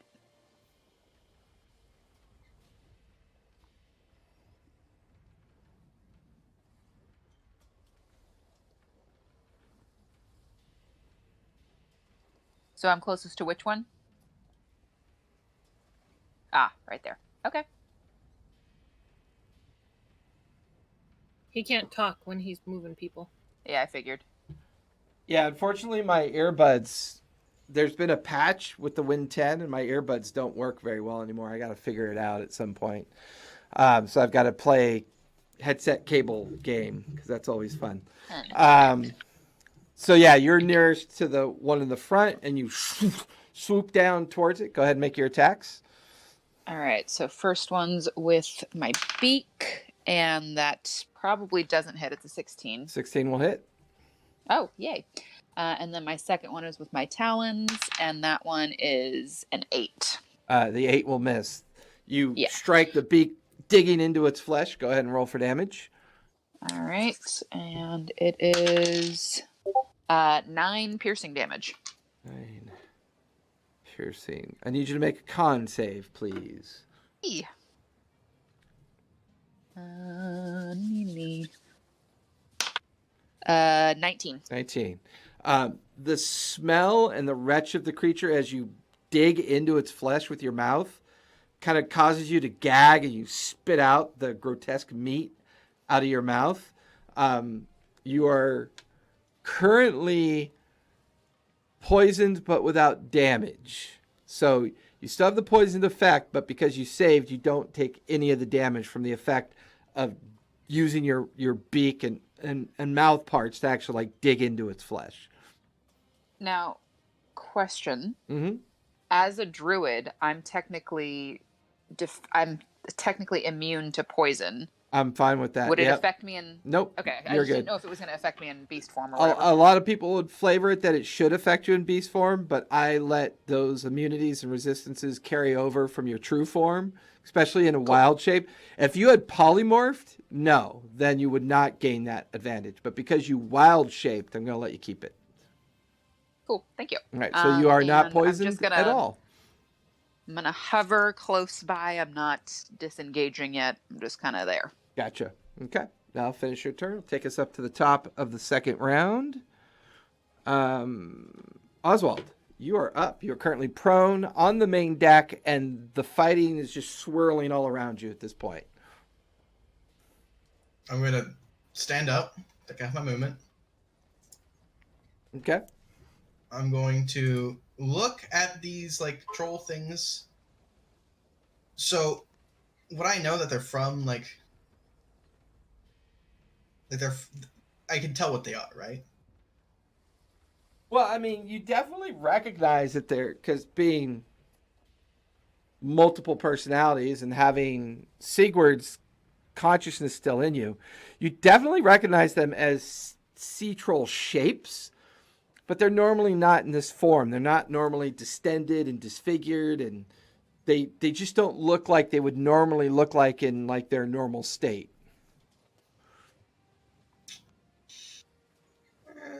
All right, I'm going to cast Banishment at 5th level. On Which one? There's 3 of them, right? There's 3 of them on the deck, correct?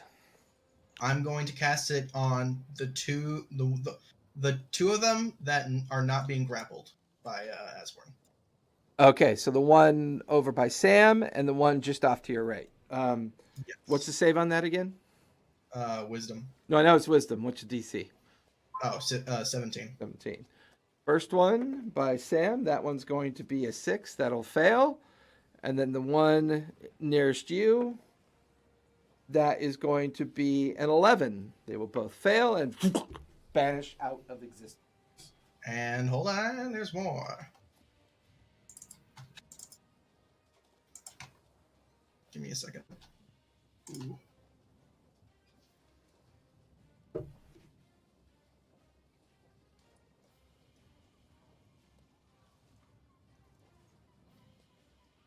One 1,000, two 1,000. Okay. Yeah. I'm going to use extended spell with a sorcery point for my feet. Okay. So they are not banished for 1 minute. They are banished for 2 minutes. Okay, so those 2 minutes, and you are currently concentrating, correct? That is correct. So much for that.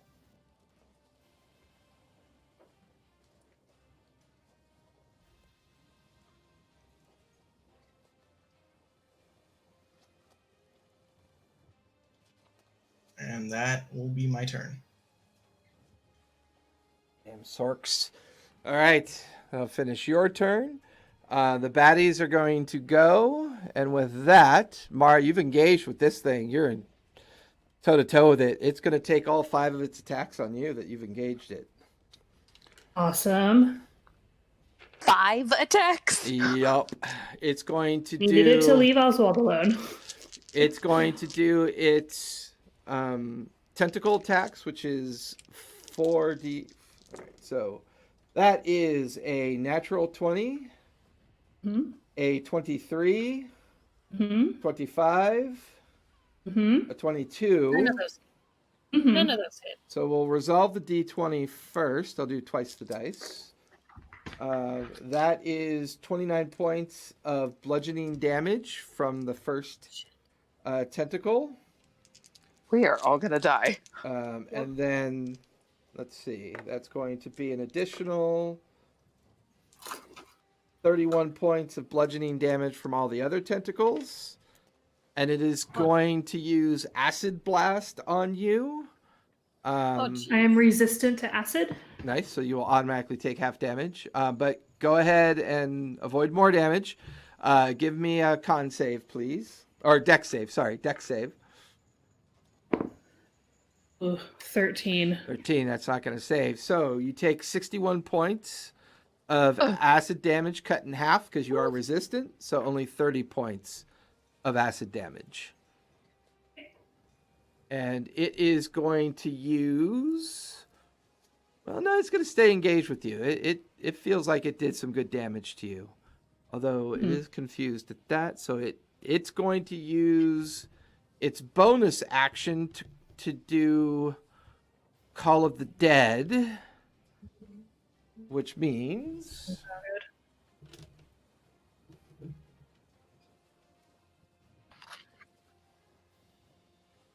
I want 5 attacks. Grow some tentacles. Don't tempt me. I'll grow tentacles. If that's what it takes. If that's what it takes, I'll grow tentacles. Like he would just counter with, it's going to do its 30 attacks. you guys To your watch. 5. You guys watch after Mara takes this pummeling effect from this creature. It lifts its head, and this echoish like chortle comes out of its like.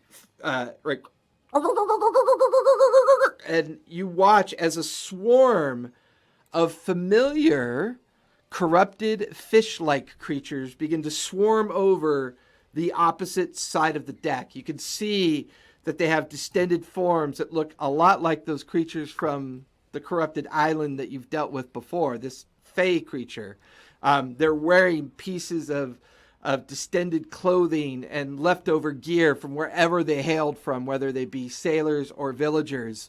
These half fish, half humanoid creatures are swarming up the side of the deck as you watch as 12 of them immediately make it over the railing, which technically they're going to suffer from summoning sickness because they've been summoned in from the other side.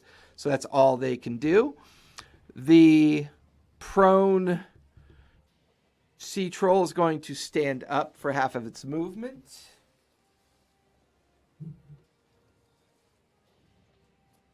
Was it grappled? No, it was knocked prone. Oh, gotcha. He stands up, half of its movement. It's going to actually focus on you, Asborn, because you pissed it off. It's going to get 3 unarmed strikes at you.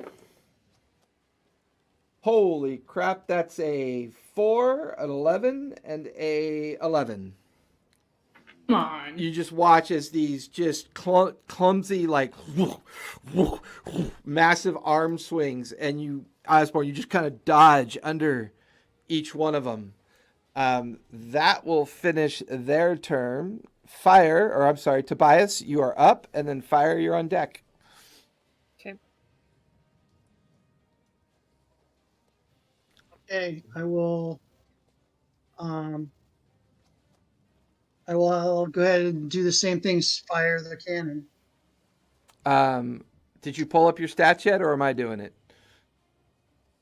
I can't find my other. Oh, here's my book. Okay, just a second. Okay. I found it. Okay. Give me a second.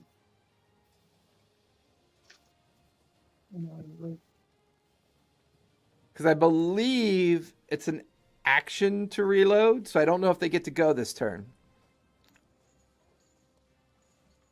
Okay. I know it says in your notes somewhere, one of these days we'll get that part down, but I'm pretty sure it's they could fire, and then their next turn is to reload, and then their next turn would be to fire. I believe so. All right, well, they're going to reload. I was turning the ship to the port. Right, so the to ship, get it away from, right, the ship is turning, so I will do that much at least.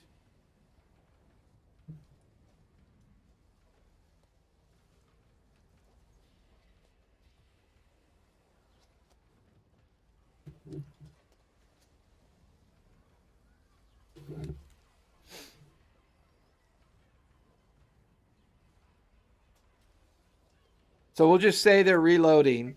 So you still have your action, bonus action, and your move. You're pretty much free to do what you want this turn. You can either stay at the helm, or what do you want to do? Yeah, I can't hear you. Okay, why not? There you are. Now I can hear you. I don't know Okay. what. I don't know, dude. You're when you're done with your vaccinations and you can come over, we got to work on your microphone. Okay, no problem. Okay, so I will run up to the front of the poop deck toward the. That's about 150 feet. What? You're back Where on. am I at? You're on the helms. You're at the very back where the helm is, because you're steering the Let me look ship. So the front, the mid section of the deck is about 70 feet, and the very front deck where you can see the giant eagle that was once Sam. No, I don't want to go to the front deck. I just want to get to the railing where I'm at. Okay. Like I'm right there, right? So I can shoot the troll. Yeah. Okay.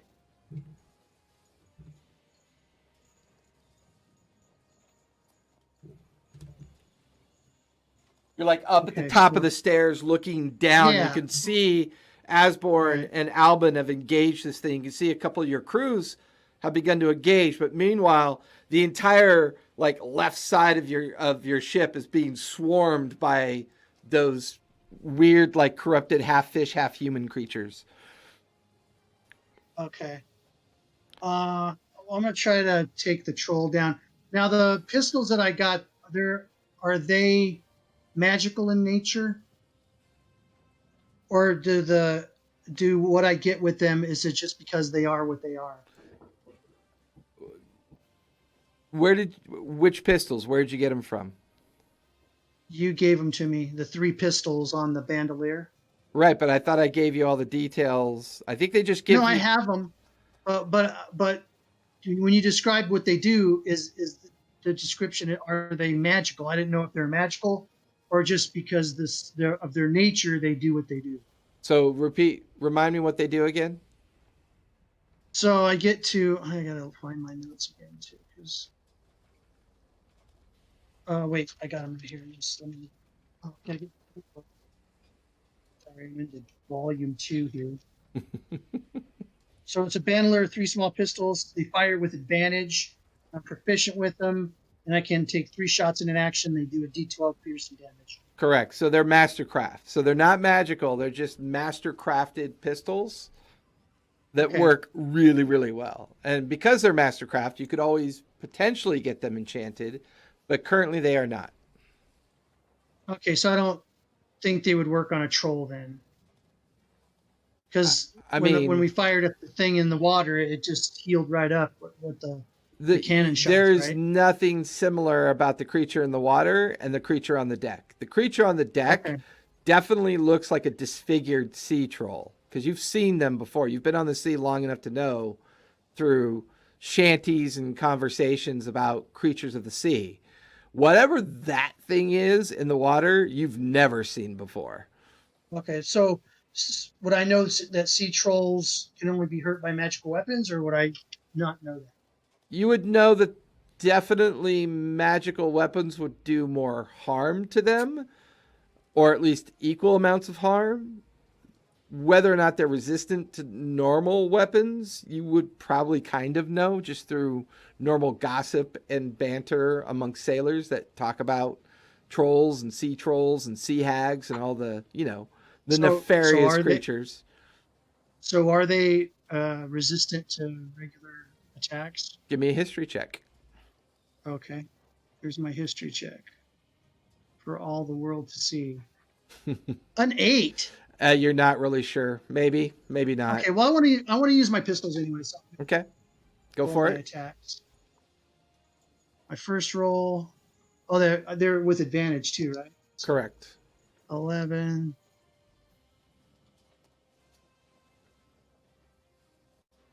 11. I don't know. Does that hit? No, the the first first gun? pistol, poof, shot just goes wide of it. Jesus, this Why don't D&D you? Beyond dice suck. Why don't you just use I'll tell regular you. dice, man?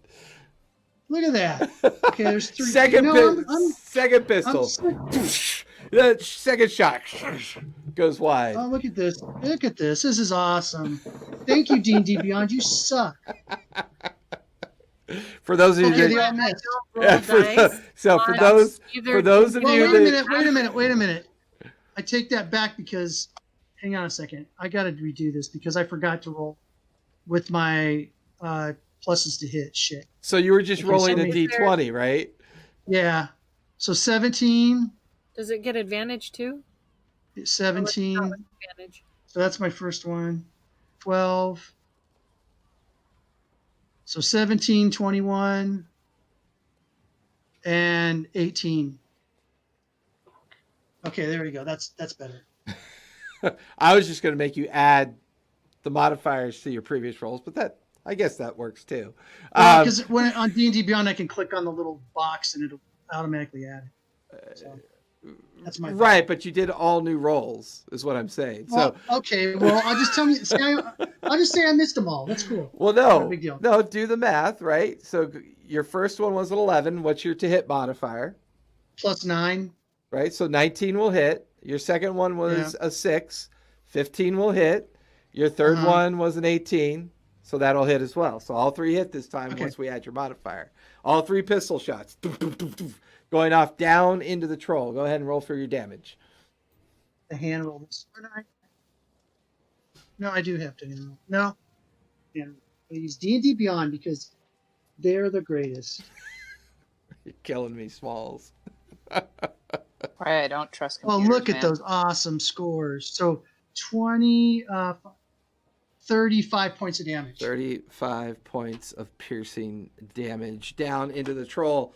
Asbor, you just watch as one of the eyes ruptures from a shot from up above. You watch as a hole in its shoulder, a hole in its chest. The creature kind of reels back from these 3 concussive pistol strikes from up right above you. There you can see Tobias pointed down, taking 3 quick strikes. So that's your attack action. I'll say your bonus action was trying to figure out if you knew the vulnerabilities of this creature. Right. You maybe have about Or not. 15 feet of move unless you want to stay up on the railing. What's your, So- and what's your passive again? Your passive perception? Passive perception. 19. Shush. 19. Shush. Passive perception is 19. As you're standing at the railing, you just finished putting those 3 rounds down into the sea troll. You do see the 6 small prepped containers that Fire was working with, and you do recognize them. They're not more than maybe 5 feet from you. You recognize them as those vermin control packets that you guys had built. I will use my last remaining action to grab them. All So, of them? so isn't it your full attack action to use the 3 No. pistol shots? Yeah, that's my full attack action. Right. So your But I have act, a bonus action, right? well, your No, I use my bonus action. correct. The only thing you got left is about 10 feet of movement. Okay, and how close are they to me? Maybe about 25 feet. Okay, I'll use my movement to move over to them. Oh, you mean to the packets? The packets are only Yeah, the 5. packets. Yeah, they're only about 5 feet from you. Okay, well, I will move to them, and that'll be the rest of my movement.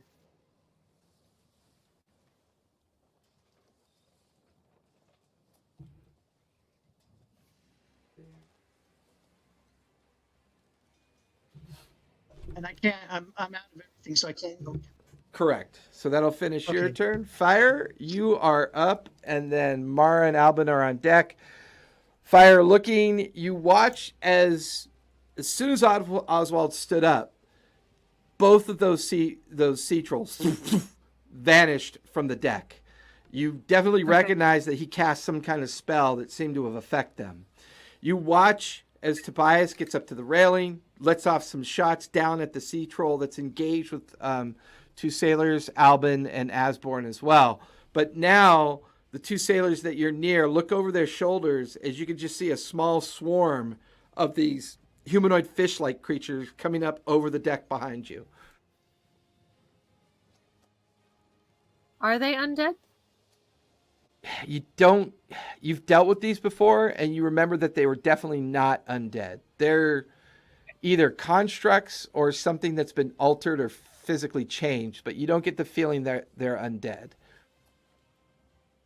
Okay. And how badly hurt does not Sigurd look? I mean, he looks pretty thrashed. I mean, he fell 20 feet. He got hit by a globule of something. And you know that normally when he's suffering, he tends to use some of his more powerful spells. You get the feeling he's definitely taken some damage. Oh, so I should let him suffer. I mean, I'll heal him. Are you moving? I have. Are you moving? I have Ember flit down. Oh, that's to his right. Shoulder. That's right. Ember Yep. is down there. That's correct. I have Ember flit down to his shoulder to heal him, because she can do that without provoking an attack of opportunity. Maybe.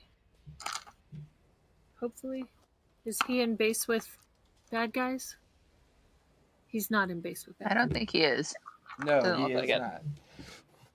1, 2, 3, 4, 5. I am doing it at 5th level. Okay. Cure wounds.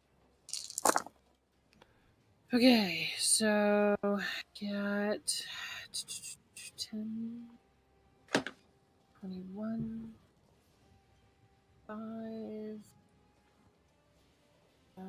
32 points of damage. Or, I mean, Oswald keels over dead. 32 Perfect. points of healing. Back to the fish guy, yes.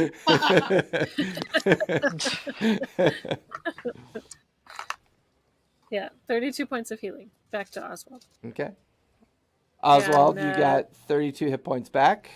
As you feel Ember land on your shoulder, and you feel this kind of like energy pulse through your body, you watch as some of those lacerations from the fall and the bruises and the contusions kind of warping back into healthy skin. Well, as healthy as it can be for someone like you. For someone who's sallow and yeah. Okay. So am I in base with any of the baddies? Correct. 2 of the fish swarming creatures are in base with you.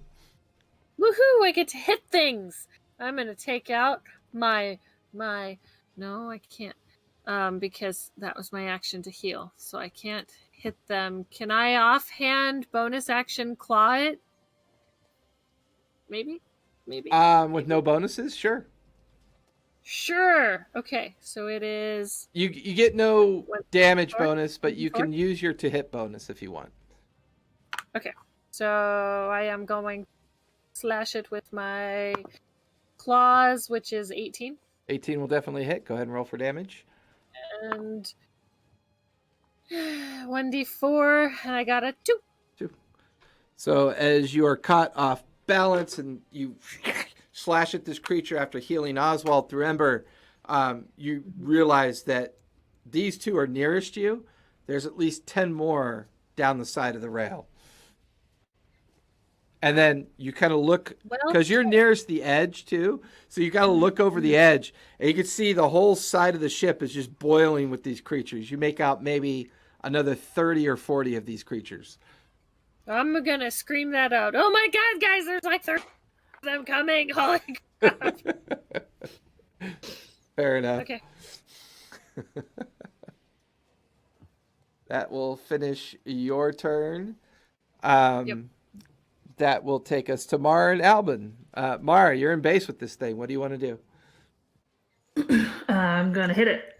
Okay. Hopefully. Go for it. So I'll just do 2 swipes with the rapier of the history. Those are terrible. 14 and 17. Yeah, both strikes just bounce off the hardened natural armor of this creature, almost like a rubber and stony like quality to it. Both of the strikes. Did you ever have this thing identified truly yet? Just someone did the identify spell on it. Okay. Yeah, the her rapier, right? And does it have any pluses? Yeah. Okay, so you included those as well, right? Yes. Okay, yeah. gotcha. So you really did roll. Yeah, no, crappy. I rolled really terrible. Okay. Yeah, so I rolled a 3 and a 6. Yeah, both strikes bouncing off the hide of the creature. Barely even like, you get the feeling this thing's tough. That the manner of its skin and hide, and its scaly, stony-like quality, very odd. You're saying, I'm rubber, you're glue. All right. I do. I'm gonna bonus action take a healing potion. Okay, quaff it really quick. Go ahead and roll for that. Which one is it? Where is it though? Do I have? I thought I had a superior. Somebody's having That a rough spray night thing. over there, huh? She won't go to sleep if I'm not in her room with her. Oh, good Lord. I remember those days. Yeah, it's fun. Okay, I can't find my superior, so I'll just do a greater, which is 44 plus 4. Okay.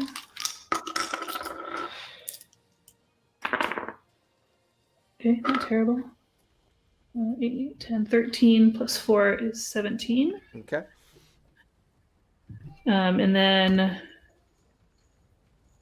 I'm going to use my movement, and I'm going to swim Face is so big on the camera. straight down. Straight down. That's still going to trigger an opportunity attack, though. Yes, but that's better than 5 attacks. Fair enough. It's going to use its tail to swipe at you as you swim below the surface. It's going to be a 12. That'll miss. Oh, miss! Oh, thank God. You're now down below the surface of the water. And as you swim down below the surface. Being in this proximity of the ship, you can see dozens and dozens of creatures clinging on to the underside Oh, of the God. ship. You can also see, as you move underneath this creature, a boil on its skin ruptures, and 3 more of the creatures come emanating out of it and begin swimming towards the ship. Ew.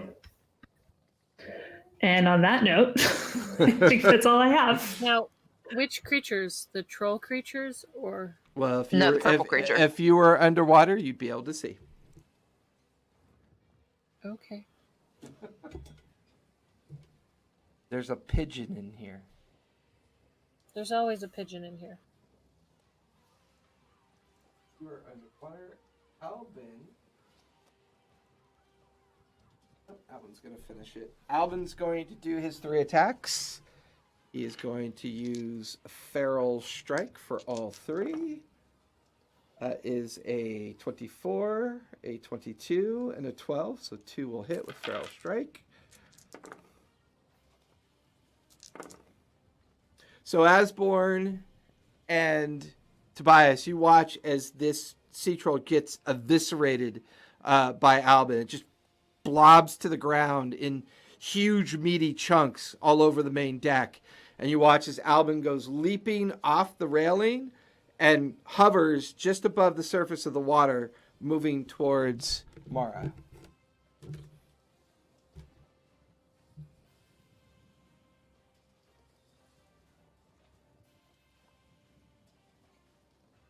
How is he flying? Want to ask questions, want answers. He's a to. flying lion. Do want answers, though. You're not really sure, but he's flying, and as you kick underneath the water, you're looking up through the surface of the water to see Albin's lion form kind of like hovering right over where you were. Sure. Because he's really Aslan. Yeah, nice. Or he could just have a ring of fly, people. Anyways. I like my idea better. Of course you do. That'll finish his turn. The crew is going to go up next. They're going to swarm the swarm.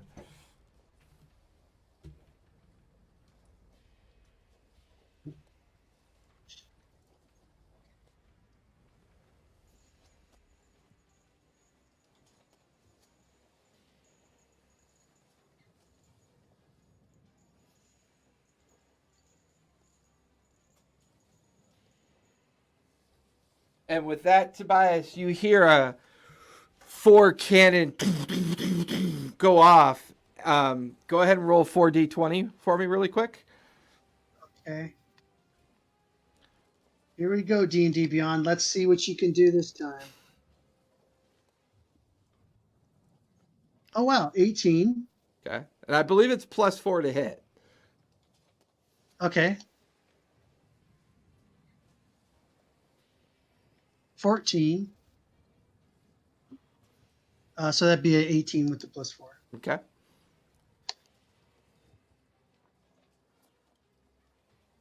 Keep going. 8, 9, 10, 11, that'd be a 12.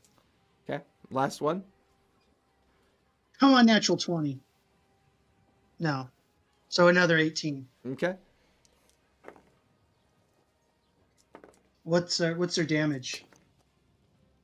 So with that, you watch as huge chunks of individual bodies on the opposite side of the railing where the swarm was coming up just go flying up into the air. And you can see contrails of smoke and fire pouring out of that side of the opposite of your portholes for the guns, where your other, the other side of those guns. Port side. Yeah, Port side. they start Okay. just immediately shooting into the swarm that's coming up and over the deck. Okay.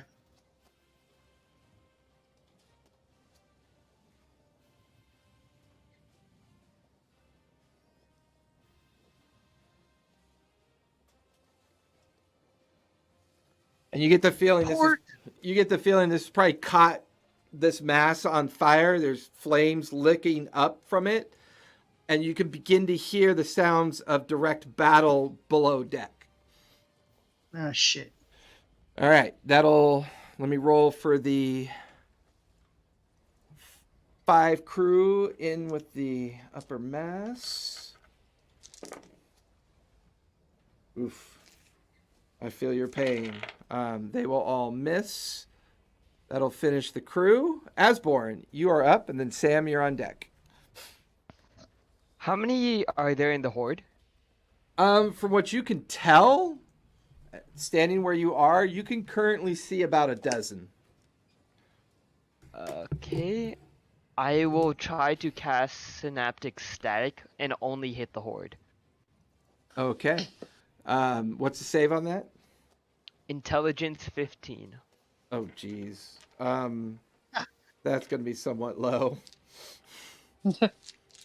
Roll ones, roll ones, roll ones. How about a 9, a 4, a 2, a 2, and an 8? Then I'll take a those 2. 6, a 5, an 8, a 7, a 10. And then a 4 and a 10. So they all fail. So they all fail. Okay. Yeah, they yeah, take because you're full damage. basically placing it right at that railing where they've all kind of mobbed up at this point.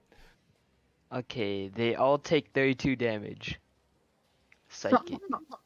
Holy Dang. crap. I gotta change professions. You got Also- everybody watches Asborn turns to see the mass mob coming over. Tobias and those nearest this swarm, you hear this static burst of like arcanic energy kind of crackle completely through the mob that's swarming over the rail into the center deck. You watch as the static discharge just kind of like burns and shatters skin.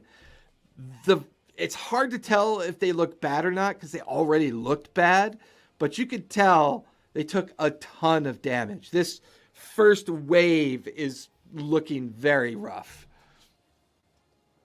Also, after a failed save, they have muddled thoughts for a minute. Okay. And they have a d6. They have to roll a d6 and subtract it from all attack rolls, ability checks, and concentration checks. Fair saving enough. throws. You did. That did some damage, that little maneuver. You still have your bonus action and move. Bonus action. I'm just gonna go up to the nearest one and shield bash it. Okay. Knock it prone.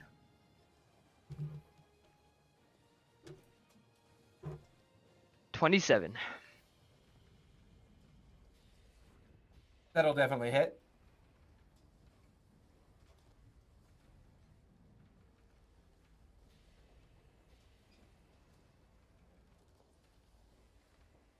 Roll for damage.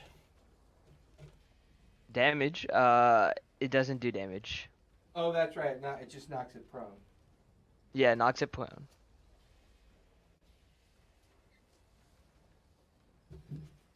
You watch as the creature just, poof, you biff it. It tumbles to the ground, just kind of squirming on the ground underneath the feet and the rest of the swarm that's coming up over the edge of the railing. Anything else? And that's the end of my turn. That's good. Sam, you are up. Okay. So who is left? We've got the horde. Who's that up on the top deck? That To the is, left. yeah, that is one of the, you mean up in the sail or up on, oh, that's Tobias, up on the helm's deck. Is there anything up there? Because I'm trying to see who's left. So we got purple guy. 2 of the trolls are gone. All the then we trolls, just as have- far as you can tell, all the trolls appear to be gone. You can see where Oswald is like down there concentrating on a spell that he just recently cast and is now beginning to look at the swarm that's coming over the deck. You can see where Albin has flown over towards where the creature was and is hovering nearby it. You watched as Mara kicked water and dove down deep underneath. How far away is the purple creature from the ship? From the ship, about 30 feet. From you, about cool. 60 feet. That's fine. Okay, so what I'm going to do is I'll have Pepper do a little silly attack first, just because why not? Okay. Attacking one of the horde. Gonna dive down and where's my 20? Going to dive down and just attack with talons. Oh, nope. He missed because he got a 2. Oh, you meant pepper. I gotta put pepper on there. Gotcha. And where? Yeah, And so where? it was 7. Yeah, that's gonna miss. Where are you going? I think I'm actually gonna change out of my wild shape because Okay. eagles don't actually do that much damage. So I'm gonna go to the side of the ship. What? Starboard is right, port is left. So starboard side, port side. I don't know. Which way am I facing? Over by the smoke or on the creature no. side? On the creature side. And I am. How far away is Albin from it? Is he like actively engaged with it, or is he like kind of nearby? He would be considered in base with it because he's flying around its upper body, so he's definitely in contact with it. I have bonus action to yell at him to get out of the way. I guess I'll cast it. Whatever. I'm gonna cast Moonbeam on it. Okay. So it says up to 120 feet, but it's a 5-foot cylinder. I would So say I'm hoping place that it. it's- Yeah, I would say you could place it right in front of the creature, so it will avoid Albin. Okay. So it could, it's So kind of like walking into a flashlight. Yeah. Is there a save? So I'll put it there. I'm reading. Sorry, hang on. No worries. It has to do a Constitution Con 13. Okay. Constitution save of 13. Oh, that is a 12. Okay, so on a failed save, so is it entering it for the first time? Well, I mean, you're casting it on it, so yes. So that's 2d10 on a failed save. It's not a shape changer. And what kind of damage is it? It is radiant damage. So extra D4. But I'm casting it at 5th level. I think you get more D10s. So I do. I'm trying to do math. Math is hard. All right, so I got 2 every. So second, third. Please hold. Fourth, It's hard. and Hard for teacher. no. At this point, I'm pulling out dice, and then I get an extra D4. You said? Yes, an extra D4. Okay, so here is the damage. Okay, so 8, 9, 10, 14, 19, 21, 28 points of radiant damage. Nice. Mara, from below, you see a flare of light in front of the creature. Albin kind of instinctively curls his lion form arm over his eyes as you watch part of the creature's front chest and its side of its head just flare and bubble and boil over, and this chortering just like yell, this cacophony of as it reacts to this radiant light just crashing into it. It's still in the fight. It's hard to tell how much damage it's taken because its form is so bizarre, but that definitely had an effect on it as well. And it is a concentration, so I think I just keep it there. Okay. I'm going to stay there.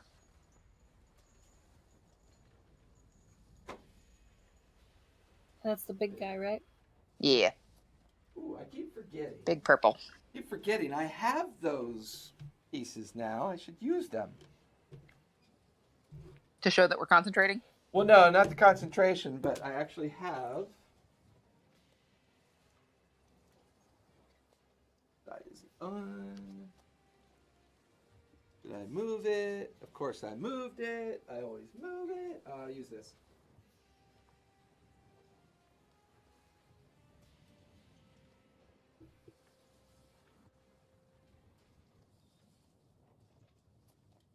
All right, that will finish your turn, Sam, and you do have your concentration marker on, so I can keep track of that. Yep. That'll finish your turn. That takes us to the top of the 3rd round. It's only been 18. It's only been 12 seconds, folks. Hold your breath. That brings us back up to Oswald. Oswald, you are up, and then the baddies are on deck. All right. So how many of those fish things are in the sea right now?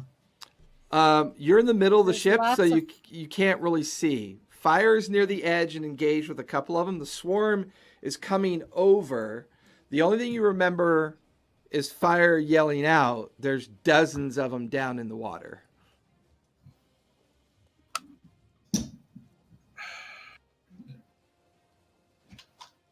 I'm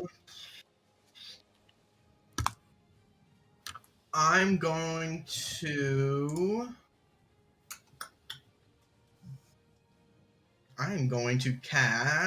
not cast, but use as an action on the big guy out in the water. Okay. Momentary stasis. What's the save for that? It is Constitution. Okay. Is it concentration? No. Okay. That is a 19 on the save. I'm going to use Chronal Shift. Redo it. Okay. That's a natural 20 that time. Okay then, Buster. Sorry. I know. I was rolling horrible for synaptic nerve, and then I get a 19 and a natural 20 for yours for stasis. Terrible. So that's Terrible. your action. Yeah. Okay, so you still have your bonus action, your move.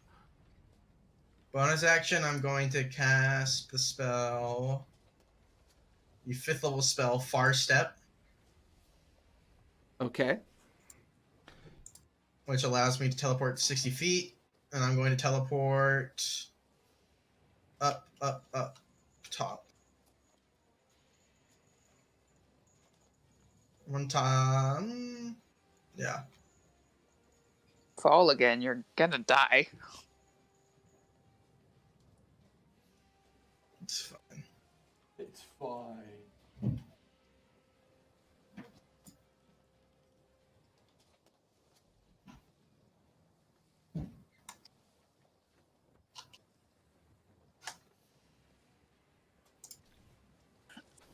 All right.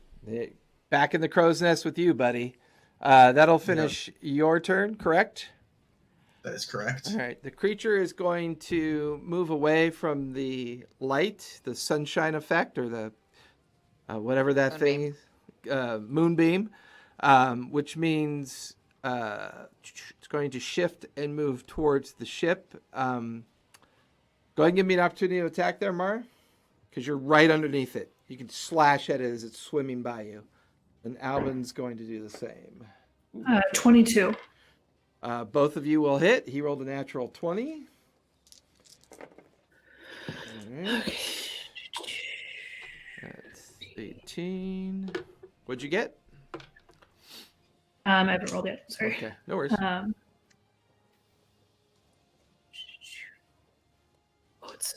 moved up. I'm glad I checked to get a D8 for my crimson right now. Okay. Is it undead? It is definitely not undead. Okay. I get an extra if he's something. That's not terrible. 11 plus 20 damage. That's not bad for an opportunity attack. 20 damage. It's going to move past the two of you and away from the beam.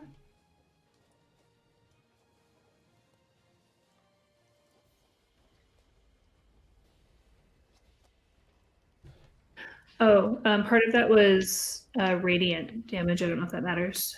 D4 then, please.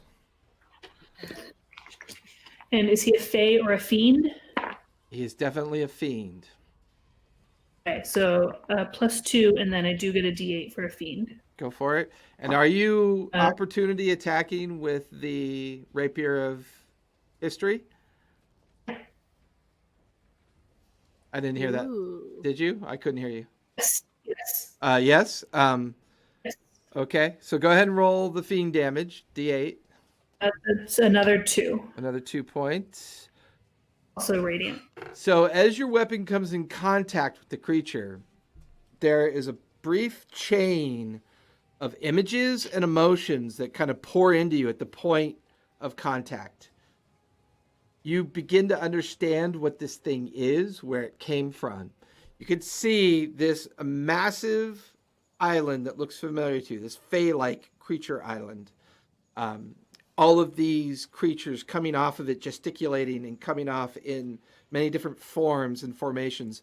You watch as just kind of like pouring out of this gaping wound in the fey creature that's now just a mass with all these strange looking creatures. You watch as dozens of these creatures that you're currently in combat with, this one giant mass entity, this fiendish demon from some watery hell that you don't know the name of it, but you see exactly where it came from that point of origin. You also know that it's incredibly vulnerable to radiant damage and very vulnerable to ice damage as well. It is also resistant to all non-magical strikes, and it is also capable of self-regeneration per round. And its main ability, its main 4 attacks, are the nature of its kraken-like tentacles that can extend up to 60 feet and strike. And you get the feeling that if it hits a target and hits a target very well, it automatically grapples that target and pulls it towards it. And then all the flash and chain of information kind of leaves as you watch the creature make its way over to the ship. You watch as one hand comes up, one of its tentacle clusters, another one. You see the massive face of the creature come up near where you are, Sam. Its head reels back, the gaping maw opening, and you can see this greenish hell-like fire coalescing inside of its mouth like it's getting ready to blast. And as it's about to release all that energy, all of you on deck hear this as in the middle of this fight, you look over to see the massive explosion of the golden orb, the ship just rupturing and exploding hundreds of feet up into the air. Smoke, wood coming down, crashing all around you. The crew kind of like a massive shockwave hitting the ship. And that's where we're going to finish tonight. We're going to finish this fight next week. I was gonna ask, do I have the impression that this is the pet? I would say because you did so well and because of all the damage you did, you get the feeling that this information poured into you. You get the feeling that fey creature island that you've been searching for has become something completely different and is now disgorging these endless streams of fiendish-like creatures, these extensions of its own corrupted self are now making their way out into sea. So it's not the island creature, but the island creature is the portal through which they're coming. Sure, if you're in Mara's head, that could be true. If you're not a pigeon. Oh, jeez. So I don't really care now what this rapier does to me. I'm keeping it forever. So with that, I just want to thank everybody for watching tonight. If you hung out with us, we will finish this battle next Tuesday from 7 to 10 o'clock. It's only really getting started. I rolled really bad for the golden orb. Its magazine ruptured and basically it blew up in its combat phase. And when we come back, I will keep the same initiative. We will be transitioning from the mob into Tobias's turn. But hey, you know what? Mondays, Tuesdays, Thursdays, Fridays, and Sundays, we've got something for you to watch and something for you to listen in on. Visit our YouTube, visit our Patreon, come hang out with us in our Discord, come and have some fun. Other than that, thanks everybody for joining. Happy Tuesday night, and hopefully it'll be, Thursday, then Friday, and then Sunday real soon. So come back and visit us. And like I always like to say, try to be safe out there, be kind to one another, And don't forget to play a game when you get a chance. See you, everybody. Thank you. Bye. I Okay. Later. Bye, son. Love you, son. And have you? I'm pretty sure Asborn already fell asleep. Oh yeah. He said, Yeah, I'm probably. out of here. I got him. Don't worry. Damn teenagers. I'll see you there. All I'll see you right. there. I gotta get kids All right, home. I They know. have school in the morning. That's why I couldn't let it go much later, babe. Sorry. I know, it's okay. Yeah. Hey, Kev, how are you? I am on the mend, That's- doing better. Are you still recovering from the second booster or the second shot? Yeah, my stomach was really messed up today, Yeah. so I was nauseous.